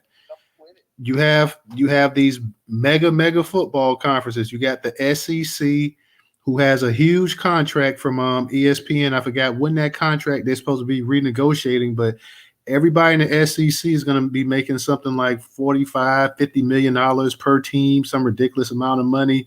So you got these blue blood programs, and then you're going to have these other outside, and you got the Big Ten, who has a contract with Big Ten has a contract with Fox. So these are the two mega conferences that's shaping up in college football right now. You got they forming these super conferences. We're going to have like 15 teams in each conference and stuff like that. So it's going to be pretty hard if you're not in those two mega conferences right there, because now ESPN, they do have contracts with other conferences, but you're not going to be making the kind of money. For example, Florida State is in the ACC, and Florida State's trying to look at a way of getting out of the ACC so they can get some of this money so they can compete, because nowadays you're going to have to pay these high school students, and you're going to have to pay your own college athletes money to keep them on the roster as well, too. So if you're one of these smaller schools, you can't compete with that. You're simply not going to be able to. You got players now. You got some of the top players now are getting 6-7 figure deals. Some of them you see on commercials, like the quarterback Caleb Williams, that's supposedly the number one pick coming up in the NFL draft, had Burger King commercial, had Dr. Pepper commercial. This is totally new, uncharted territory right here. So it's almost impossible to keep up with that. Well, let me ask you this. You and Bella tonight on the stage, y'all are the NFL football experts. You know what I'm saying? All I can talk to you about is Russell Westbrook right now tonight. Okay? Yeah. But here's my thing. Here's my question to you, Toter. So I'm cool if the different conferences are offering different levels of compensation. What I'm not going to be cool with is within the same conference on the same team, and then we start breaking down the stats, and you got the corn-fed brother or a white boy like that who's making more money and less stats than the brother, okay, who's got helly stats, helly performance, but yet somehow he's not making as much as a corn-fed dude. That's what I'm saying. Like, there needs to be significant scrutiny on within the conferences, within the team. And don't forget the black coaches too. Come on, and the reason why I say that is because the black coaches in college are not getting the same prospect and respect to being hired in the NFL like other coaches do. And if they don't want to go to the NFL, fine. but they should be paid and compensated like the white coaches who are in at the college level, Right. who practice racism, who came out their mouths and made sure that they let you know where they stood in regards to PWIs versus HBCU footballs and D1 schools versus other schools that are not D1. And so I want to put that out there because Black coaches were, and shout out to the Tatum family because they were Black coaches. My uncle, who was the head coach at my high school, along with my dad and his brothers, they got overlooked. They got offers to go coach at colleges in California, but they wanted to underpay them. And so when you actually look at the dynamics of what happens to not just the players, the athletes, again, coming out of high school, and this is even for high school coaches going into college, like there is a systemic issue happening when it comes to compensation. And I don't think it's just going to land at college. I think it should definitely even land even in the high school realm of compensation. And I would add, let's not let, and I don't know, I wish I could do it all myself. I can't do it at all.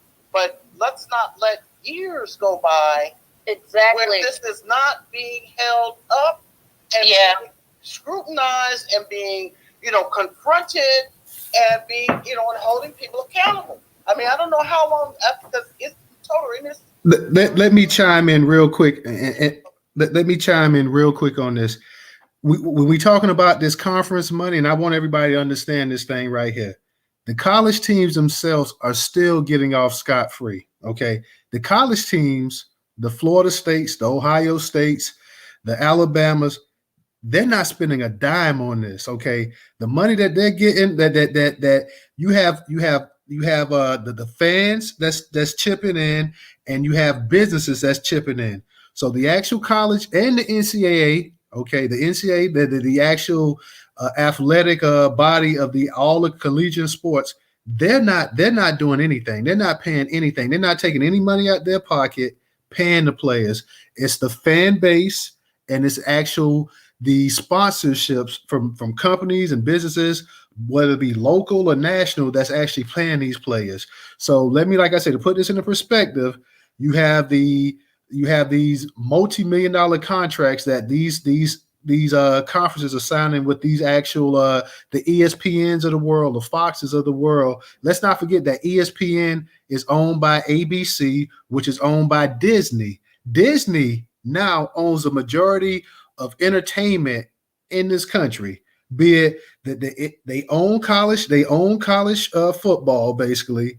They own ESPN, they own ABC. So Disney is the big player in terms of college sports. It's them that's actually doling out these paychecks. The actual colleges themselves, they're not paying anything, and that's what a lot of people are upset. A lot of people are saying, you know what? The colleges are still making all these money. If Florida State coach just signed a whatever contract and he's making $10 million a year. So if you can go ahead, and let's not forget, these coaches are state employees as well, too. A part of their salary comes from the actual state.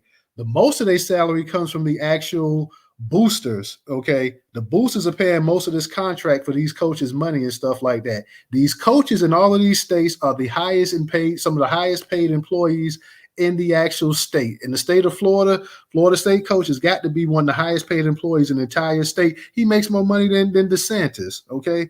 So it's the actual boosters, it's the actual corporations and stuff that's actually paying. But to your point, Mel, yes, you're going to have discrepancies. If you have an All-American or blue chipper on that team, they're going to make more money than the backup. They're going to make more money than the offensive lineman. They're going to make more money than a lot of other people as well, too. So you're going to have discrepancies. You also, when you start thinking about it, the HBCUs, a lot of them are going to be left out of making this huge money. That's what made Deion Sanders' run at Jackson State that remarkable, because Deion had the actual name and the clout where he could actually get major corporations to come in there and actually pay. How else? They were able to flip Travis Hunter, who was the number one player in the country. They were able to flip him from Florida State on the day before National Signing Day we thought we here in Tallahassee, we thought it was a done deal. Travis Hunter was going to Florida State. The only competition I saw was Georgia because he was from Georgia. Well, then the damn day of the signing day, I'm seeing all of the actual letter of intents rolling in, all the players from Florida State coming in. I'm like, damn, okay. I'm like, well, Travis Hunter, maybe he might want to make a big impact or whatever. Maybe wait until the last minute. Sometimes you got these kids because he was recruiting other players to come there. Next thing I know, they're talking about Jackson State is on the verge of flipping Travis Hunter. And I'm like, what? Never in my lifetime or anybody else's lifetime in this space have you ever had the number one player in the country flip from a major powerhouse to a HBCU. So what Deion Sanders did, and you have people saying, he got somebody to give Travis Hunter $1 million or how he had to get somebody, they had to cough up some serious money. I don't know if it was $1 million, but it had to be 6 figures on up for him to go ahead and flip like that. He flipped the day of National Signing Day. But the problem was that you don't have anybody else in HBCU that can actually do what Deion Sanders did. So they lost that power. A lot of people say, well, Deion Sanders didn't make HBCUs. Nobody said he did, but he brought in a lot of attention. He brought in some money as well. FAMU head coach Willie Simmons just left a head coaching job at FAMU. FAMU just won the Celebration Bowl, which is the Black National Championship. Willie Simmons just left FAMU, and he accepted a position as a position coach at the University of Duke as a running back coach. He's making more money as a running back coach at the University of Duke than FAMU could provide him. Now, I myself said, I was kind of like, well, why leave, Willie? Why not? At least if you're going to leave, take an offensive coordinator position. But for whatever reason, he said, hey, I'd rather go ahead and be the running back coach at Duke University. Duke is no powerhouse in football. They might be a blue blood in basketball, but they're no powerhouse in football. They just started having decent teams. Matter of fact, Duke head coach just left Duke to take the head coaching spot at Texas A&M. So FAMU was in this big search trying to get a coach. It took them a couple of months before they finally found this guy, James Cozy, who used to play football at Florida State. He's that new head coach there. So the HBCUs are going to be left out of all of this big time because they're not going to get no multi-million-dollar contract. They're not going to give FAMU $20 million to play in the SWAC. They're not signing these conferences. They're not going to sign the MEAC and the SWAC to $20-30 million per team or $10 million per team even for that.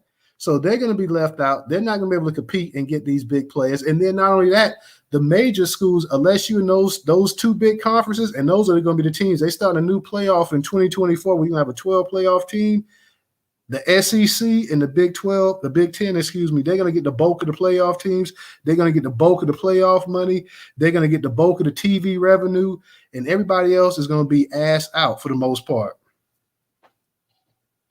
Is there a strategy, though? Is there Yes. And so the solution is the reason why someone like Deion Sanders needed to pass the baton. And it's not just pass the baton, but this is the reason why I always look back at the Black majority state structure.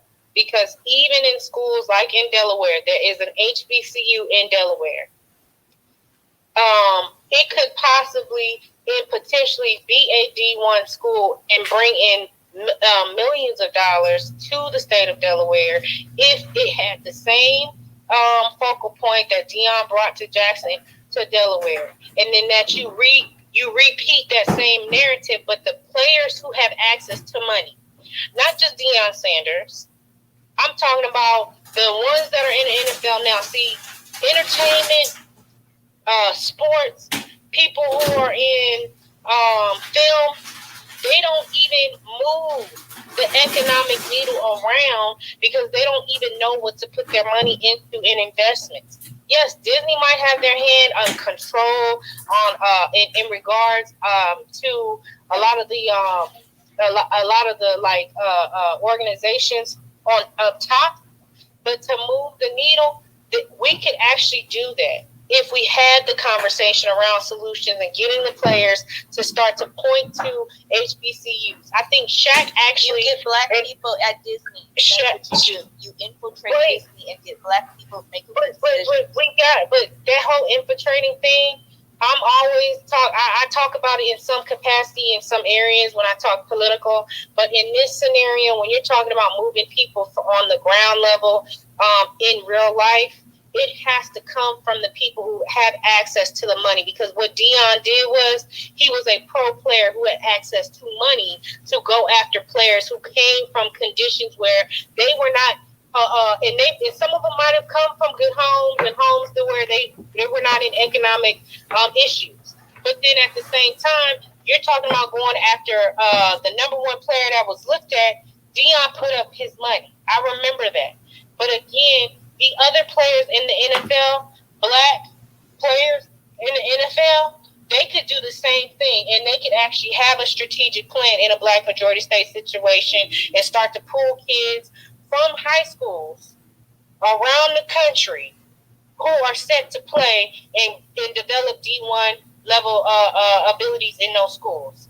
There has to be a conversation again where we're talking about building economics. We're talking about building an economic floor in different industries. Not just we're going to say, hey, okay, well, people who are in entertainment or NFL and stuff like that, they don't speak for us and things like they're voters just like we are. They just have access to money. And we need to start to target them to say, listen, you need to start reinvesting in our community. The same community that they trying to tell you don't come into, because they do to give to the children. They're always doing their little charities and stuff like that. You don't see them doing their charities in Detroit, doing their charities in the areas of like Delaware or down in North Carolina and things like that. We have to petition it. We have to be the ones to actually start to facilitate that so we can now start to move the money around. We don't need Disney, and Disney ain't trying to play with us. Right. So really the operative word is vertical integration. Correct. And then that conversation around left, right wing, all that bullshit goes out the window. Because guess what? We're not playing those games. Those aren't the games we're playing. The games we are playing is economic majority takeover. And the way you do that is you do that with the people who have the talent, the people who have access to money, and you build a plan out. And you move that shit like it's water.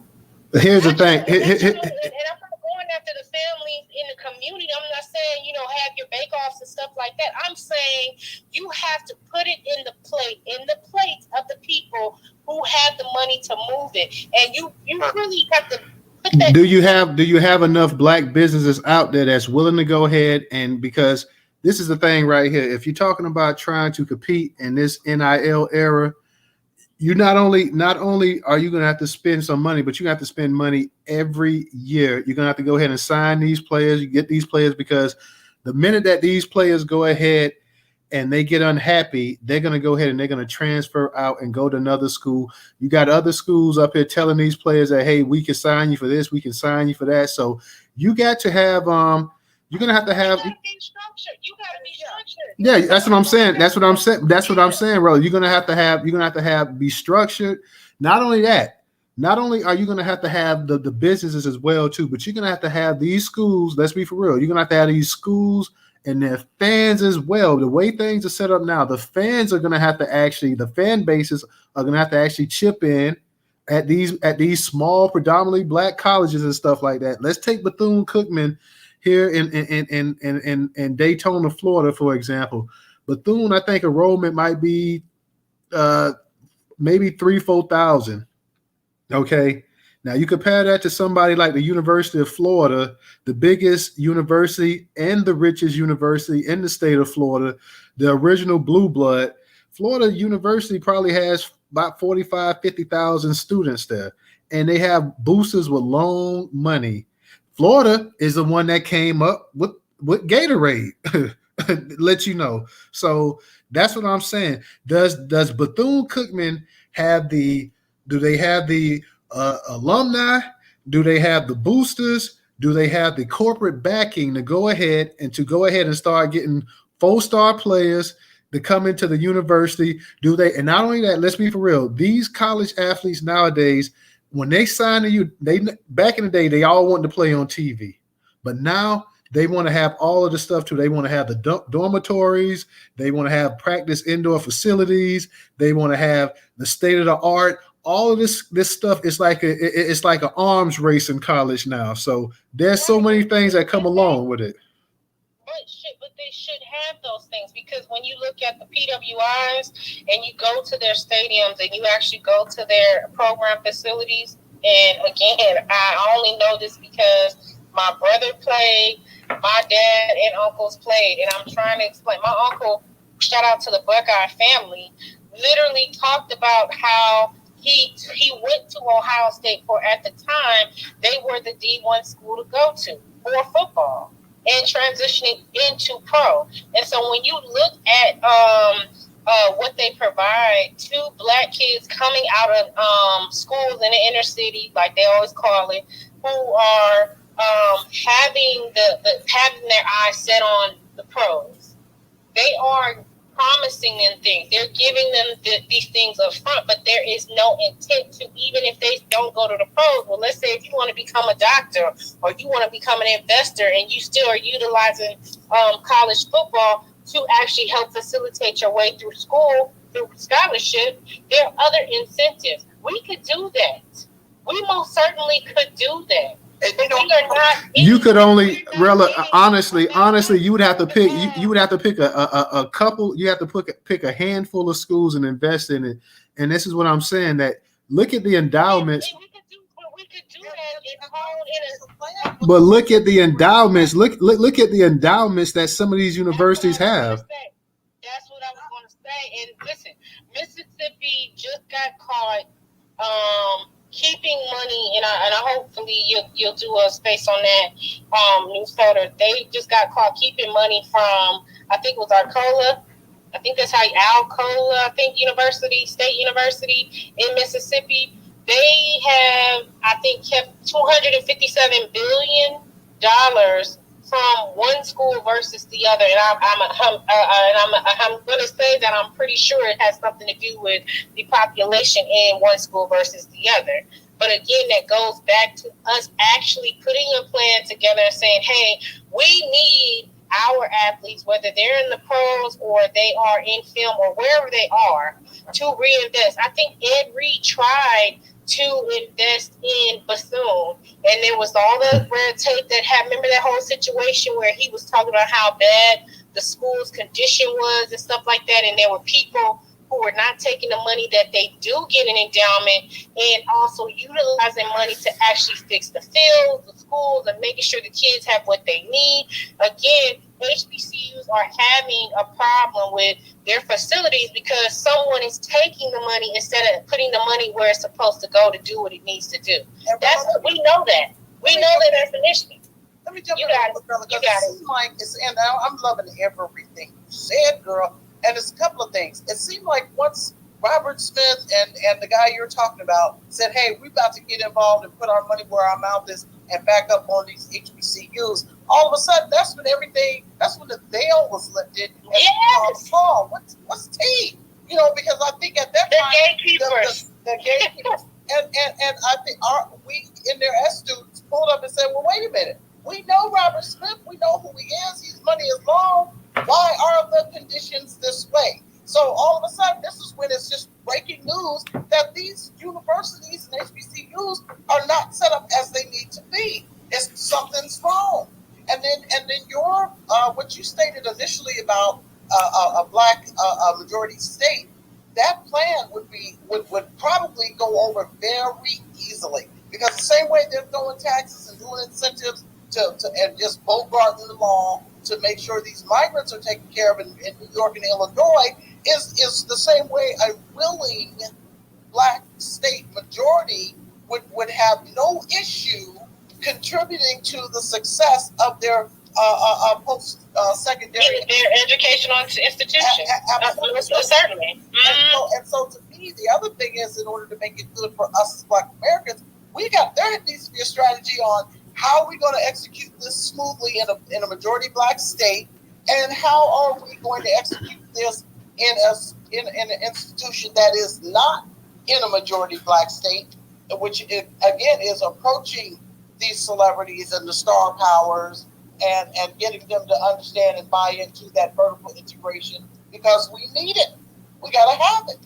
And to me, that's where we need to be. The next time Shay is live on YouTube, we need to be spamming this damn chat.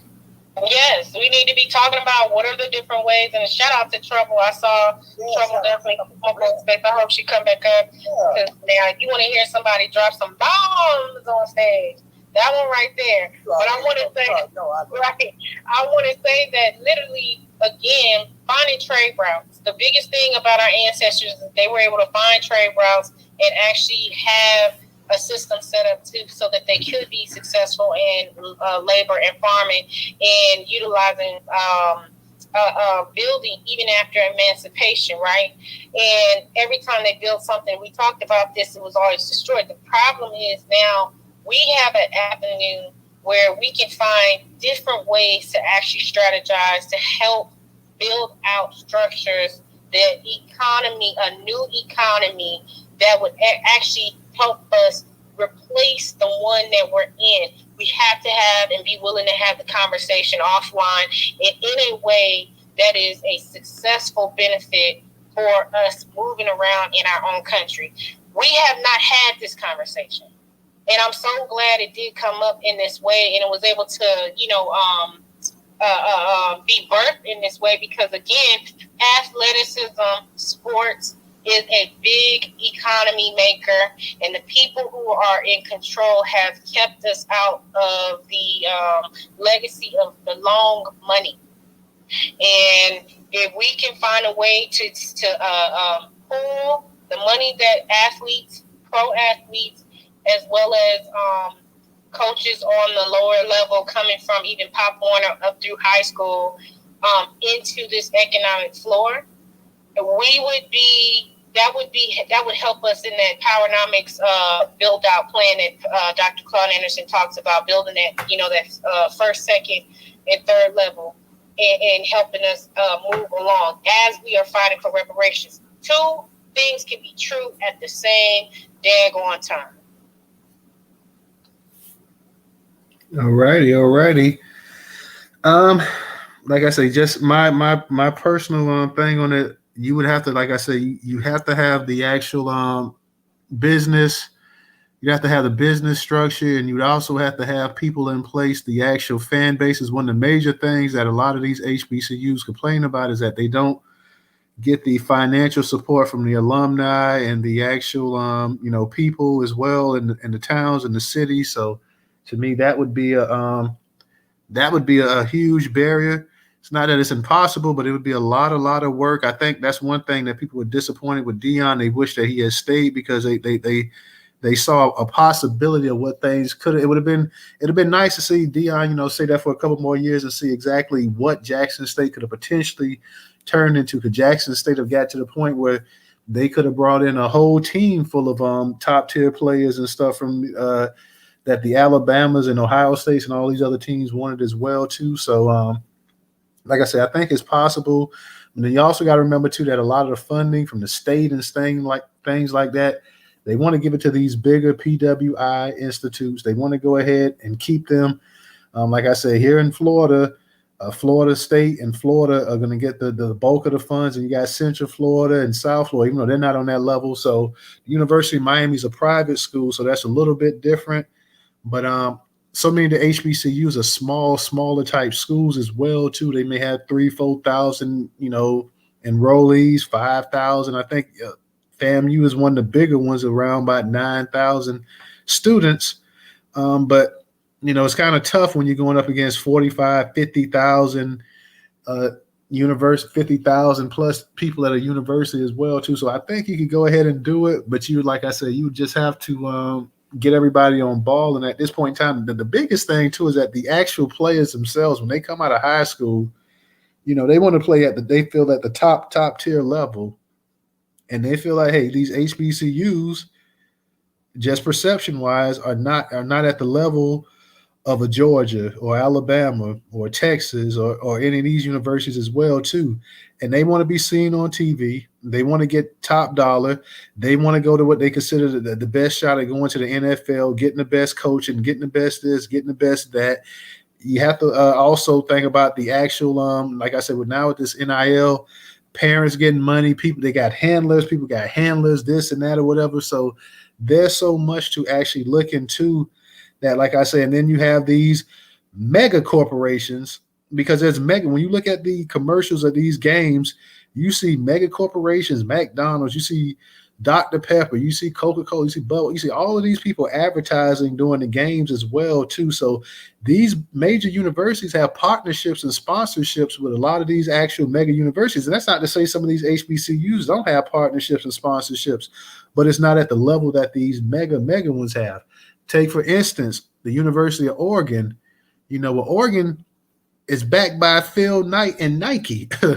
So, they get all kind of money and everything and resources. Oregon, nobody would really go to play football in damn Oregon. Oregon don't have the actual home field advantage to recruit players there and stuff like that. But now with the NIL, they do have the money to get people to come up there and say, yeah, I'll go to Oregon. And, Oregon's been good for the past, don't get me wrong, for the past 10, 15 years, but they don't have homegrown talent. But you don't have to have homegrown talent anymore as long as you have the right amount of dollars. So this thing is like an arms race. I'm sure eventually they're going to go ahead and they're going to try to find a way to regulate it, because right now it's like the wild, wild west.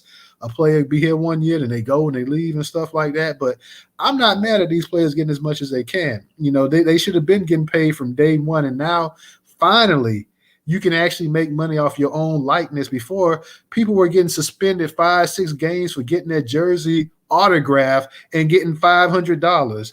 Yet the university just made $20 million from this individual playing and helping them get to the Rose Bowl, and all kind of TV ratings and merchandise and ticket sales and memorabilia and everything else. Don't forget the arena football. Remember, Newstoter, there is, listen, even if you're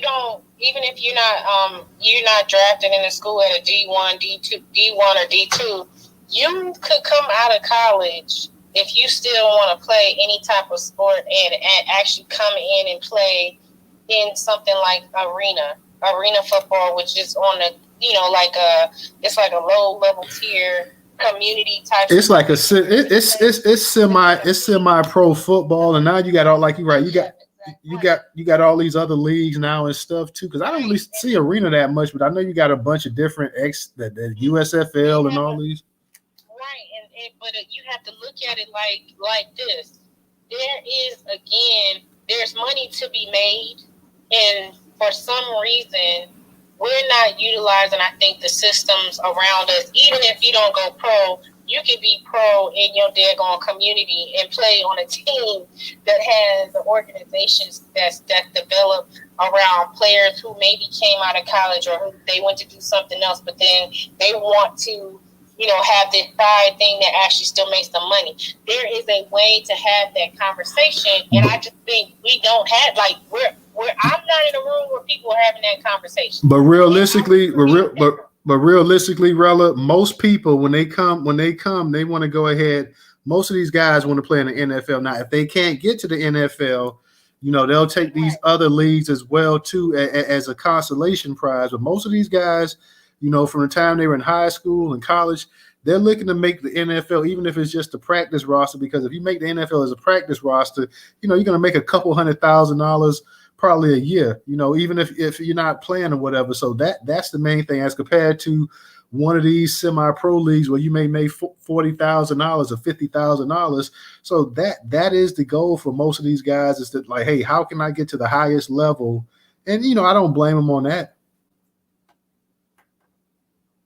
I just think there should be tiers. I think it should be tiers. If you're not a pro athlete and you don't play to that high standard, you should have to be turned away from at least playing somewhere where you could still, live out your whatever glory days or what have you and make money.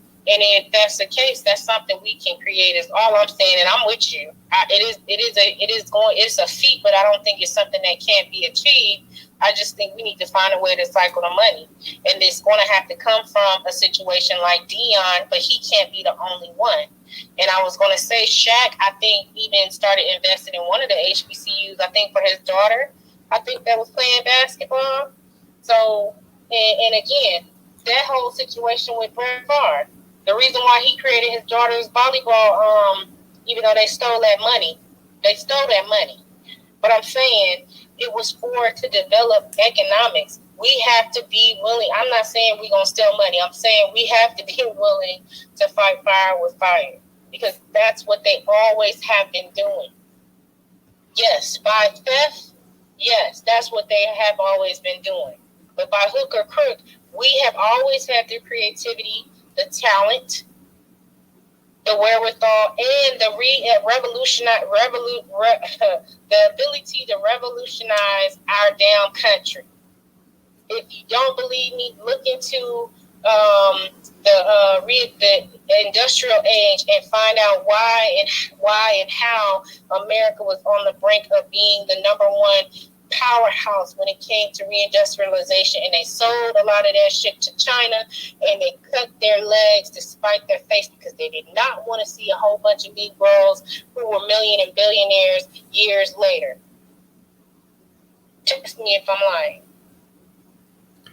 Real talk. Trouble, I see you up here. We gonna close the space out in a second. Did you want to go ahead and say something? Yeah, this thing wasn't giving me the option to raise my hand, and then you all were in the middle of a conversation, so I didn't want to just interject. How's everybody doing? Hey, what's up? Hey, Trouble. Hey, Trouble. Miss you. Hey, can y'all hear me? Sorry. Yeah, we can hear you.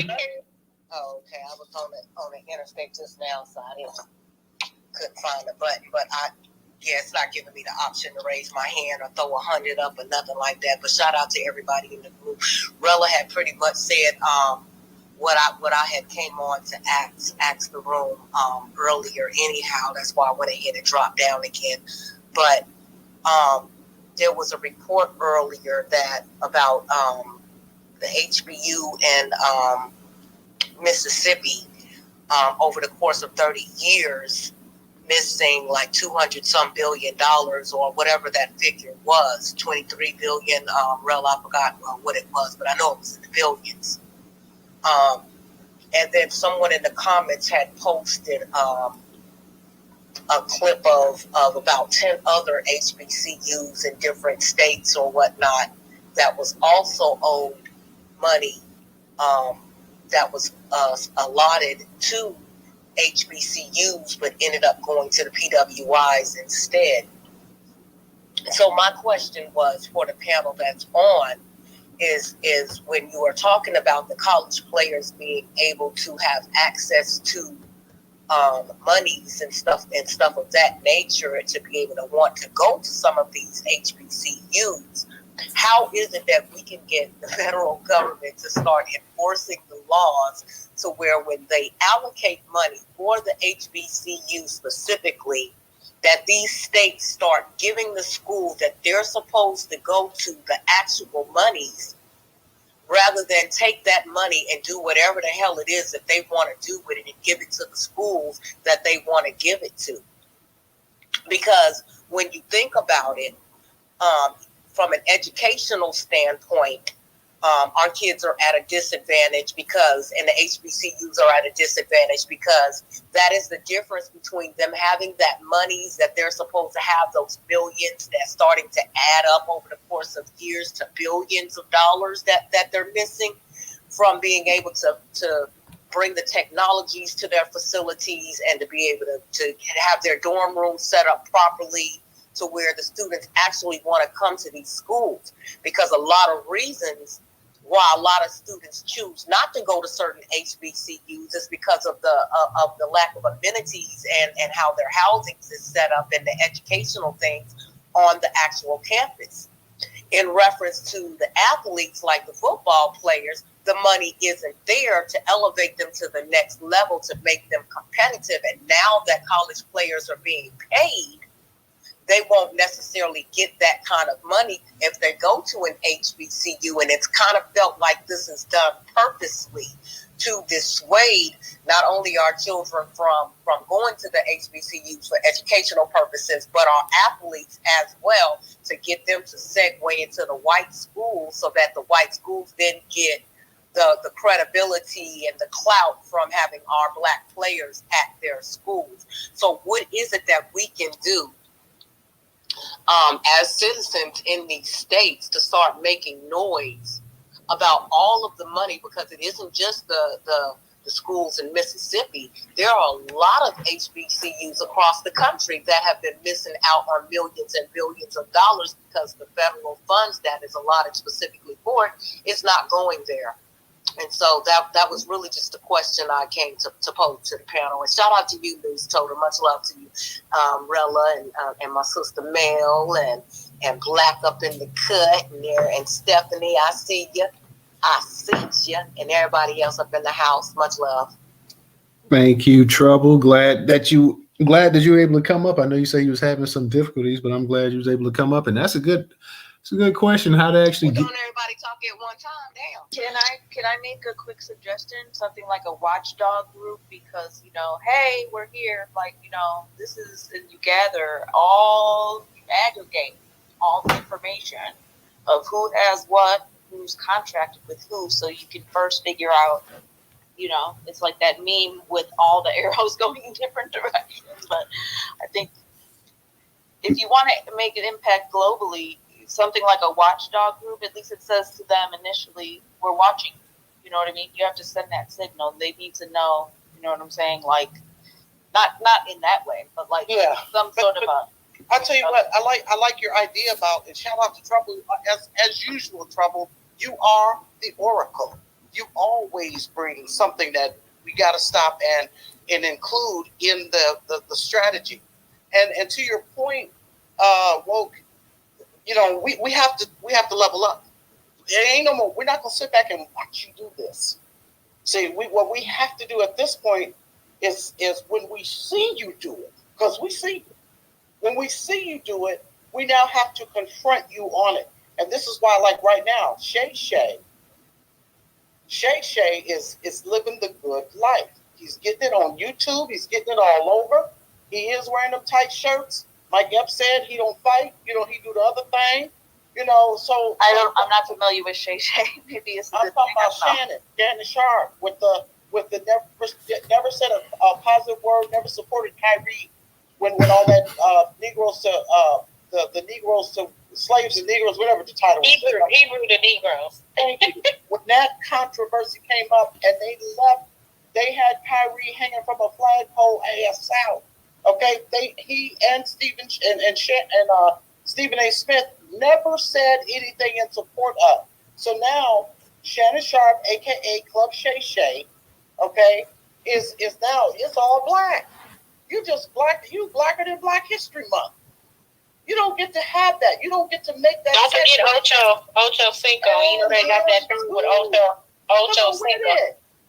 Absolutely. You don't get to just to segue peacefully after you played him like that. You don't get to do that. So my thing is the watchdog. No, we gotta take it up a notch.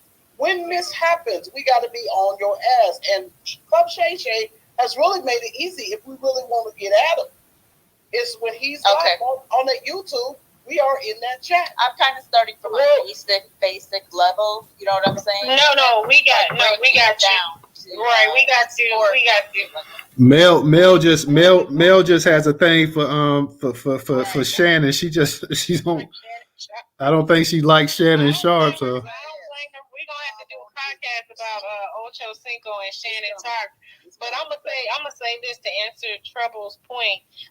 That's the reason why Black majority state movement has to be bigger. It has to be louder and more active with people in it, because again, the descendant community needs to realize you cannot move a needle and be an effective watchdog community if you do not have authority politically. And you have to understand that state authority controls the educational systems on all levels. When you're talking about local county, they are utilizing state laws and policies that are supposed to be pushed and implemented on the local and county levels. And if we don't have anyone behind those doors that are representing us to say, hey, we're not going to allow Tate Reeves in another state to steal money and bring in Brett Favre to steal money. We're going to pass bills and laws. That's literally what we're seeing. States that have majority power that are not black. They're trying to pass bills and laws on their assembly levels that get implemented and other states adopted. We have that too. Don't get it twisted. No, that is 100% true. That is right. What I'm saying is a separate thing. Yeah. No, I understand. I understand what you're saying in regards to the community watchdog situation. But I'm telling you, there has to be protection around that, and the protection around that comes from your politicians who represent you in your state, and they have to have a collective mindset to also protect you in your state. And we don't have big enough people to do that. Jackson, what happened down in Jackson, if with Dion leaving, the next coaches coming up are coming around, and even in Bethune, but what happened with Reed, there should have been somebody in the politics like, oh, we saw what happened, and we're going to, petition some sort of task force or somebody to go down and investigate. Because we want to know where the numbers are. Correct. Exactly, because again, your school education when it comes to curriculum, and that even for the athletic department, that's all state ran mandated things. So that means there's somebody behind those doors. So if people are hiding and stealing money and stuff like that, the watchdog will be like, oh, okay, well, we need to try to get with the community because we're going to have to vote somebody out. We taking names. And that's why I'm saying, like, instead of us making a plan to have minimal impact, which a watchdog group, that's great. But history has shown us that typical watchdog groups don't have no juice unless the people I agree. in power are in alignment with the watchdog group. And so for what we're talking about, ain't no people in power unless it is a black majority state that's going to be alignment. We wouldn't even need a watchdog group if you don't violate. In my mind, I was thinking about like following the sports money going, like I had it very narrowed down in my mind to one specific thing. So I don't want No, we with you. No, we agree. We in agreement with you. We just trying. We are fast tracking the streamlining that narrow incentive to tell you if we are going to go after any industry, narrow down if it's the athletic department, the art department, or whatever else, then there has to be protection behind that. Means in any watchdog group, there has to be some connection with a politician that says, okay, well, absolutely, we are the ones that are going to go after these people because we're going to write the bills based off of the findings. We're going to make sure that there's also some protection that happens for the people who are in those groups so that we can do what you need to do. And again, that is 2 years saying, hey, right. Bring the sound of the Yeah. Right. Know what they're doing. And Right. we know what they're doing. So Right. if we're gonna create the plan coming out the gate, okay, it's gotta come through with from start to finish. And we can call it watchdog group if we want. watchdog. As long as we Let's make it scratch that happen. term. As long as we get resolution. Right. But good idea though, I feel you. Alrighty. I guess we'll go ahead and we'll get ready to wrap it up. I'm sorry for anybody that was in the space, and we covered the Stephen A. and the Megyn Kelly topic for quite a bit, guys. So if some of y'all came in like, what in the world are they talking about? We kind of covered quite a few topics. We talked about even some of the Chiefs players, Patrick Mahomes' father, the DUI, and how the media was blasting that and stuff. So I do apologize, guys, for anybody that Christopher, I see you up here. Before I get ready to close it out, did you want to add anything? Yeah, we can hear you. Okay, wonderful. Yeah, I just wanted to hit on chime in on the topic of the NIL in comparison with I don't know if it might be some people that actually know this, but like players that were coming over to the States from like Europe and different places like that. I'll give you a prime example of one, Ricky Rubio. I want to say he was like 15 years old when he actually got a NBA contract, and he was, basically a sophomore in high school, and he was also already playing in the Euro League to actually come over and fit in placement right into the NBA in the United States at maybe the age of 18. But the thing was is that his money, I want to say when he got his NBA money in Europe, he couldn't have touched it until like the age of 17 at least. But the thing is, his parents were maybe in charge of it, and they made sure to keep it for him. And if there's any money that he wanted to use or whatever, it would have to go through, it would have to go through them. But I just found it amazing that, we've had these, these white players, these white Euro players that have been getting $1 million contracts since they were teenagers, and now, you now get, black athletes in college that are just not getting some type of just due for their images and their names and their likenesses being used or being marketed, and they didn't get a chance to get any of that money. And, these white Euro players have been getting that type of money all, since long. I want to also add that I want to say Rubio is actually retired from the NBA as I speak right now. He's only like 32 or 33. So, just imagine how much money that he's already amassed and accumulated, and even, into generational wealth.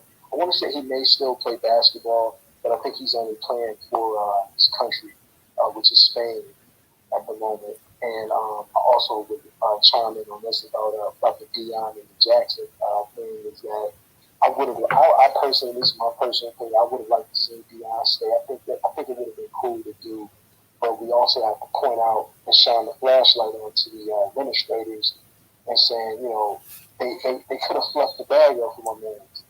So, I mean, to get him to actually, give him some type of incentive to actually want to be able to stay out, but that's what happens, accusations used, it's people taking money from off the table, under the table, and want to, be the HMRC in every turn, in every way. So, I mean, it's real, it just exposes a lot about, the different things or the people that, like you guys were saying, a watchdog group would be nice to actually check those people to get it, or even remove them out of these positions because they're not trustworthy in their in the decisions and the things that they do. So that's all I really want to say. All right, appreciate that, man. Appreciate you coming up here. I see we got a DJ up here. Before I get to DJ real quick, guys, I'm debating tomorrow night. We got a space plan Friday night. You guys know I don't do the Friday nights. It's been a while since we did one, and I got one planned for tomorrow. I'm gonna try to see about doing it. I'm not entirely sure, but that space we're supposed to be covering about talking about the Kansas City shooting, talking about Kamala Harris blackness, and also the Democrats just started this hip hop task force as well too. So, I'm debating seriously about trying to do it tomorrow night. Normally Fridays is, I'm chilling or whatever. So I'll send out the reminders tomorrow. If we don't do it Friday, then I'll postpone it to Monday. But I'm debating on doing it Friday, guys. I'm not entirely sure, but I know a lot of y'all probably be chilling and stuff with the family as well too. So I'm gonna see what's up. We're gonna see what's up. DJ, go ahead. You got it. Now, I see you was able to make it over here. So they got your account straight now? This is not DJ. This TS Giselle, and I just had DJ say. We don't play like that over here. We don't play. Mute your mic, Newstoter. Brother, Mel, y'all not real women. Get up off the co-house spot. What's up, family? What's up? See that already? I only been gone for 2 hours, yo. Ain't nothing up, yo. This is submitted my account, but I accepted the terms and conditions. I don't care about this. You're trying to have it to suspend your account. I don't care about that. Keep it up. So I'm in suspension mode, no read or write for 6.5 hours, but I'm on social, so who cares? You know what I'm saying? Nobody cares, Eli. And then look, the stuff you suspended me for, did you suspend the person I retweeted to? No. You know what I mean? That's the game though. That's the game when you the man. You know what I'm saying? All right, good night, y'all. Good night. You know what I'm saying? Peace. By a show of hands, who wants us to do a space tomorrow night? Who will be up in here tomorrow night if we do a space tomorrow night, guys? I don't see no hands up, so I'm that back. You know what I'm saying? I just say throw up the fist. Throw up the fist if you want to see a space tomorrow night or the 100. I don't hardly see no hands. I see okay, we got a couple hands up.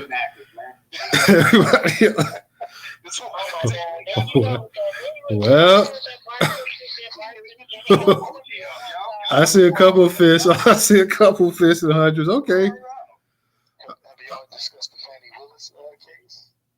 Oh man, we talked about Fanny. That was a space. What, last week? Was it this week? I can't even keep up. Was it this? He got spicy on the stand today. So Oh, she got Hey, I like the way she did that today though. She fought back, like whether you like her or not. She provided that sassiness. She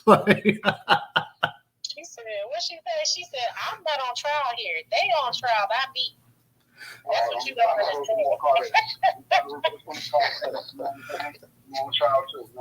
Hey y'all, so then we would definitely will go ahead and we're gonna do that space tomorrow night as well, guys. So like I said, we'll be talking about and the Kansas City shooting. We may address the Kansas City shooting, or I may add another topic to that, but we'll definitely be talking about Kamala Harris blackness, and we'll be talking about this hip hop task force. I don't know what Jamal Bowman them talking about now. I don't what the hell we need a hip hop task force. I think the important point about the shooting is that kids in Missouri can legally carry firearms, like literally. Children can legally own firearms and carry them in Missouri. It's fucking.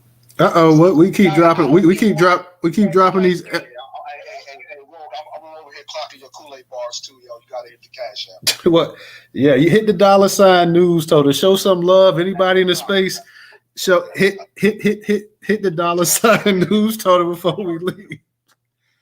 Definitely hit that. But yeah, on that note, guys, we'll go ahead. We'll close it out. We will be back tomorrow night. We'll be talking about it. So y'all definitely show up, and we'll have some other topics to throw in there as well too. So it'll be a Friday night space, guys. We'll see y'all then. Everybody be safe, peace, take care, and we'll see you tomorrow night on Friday for a special edition. Peace. Peace. Good night.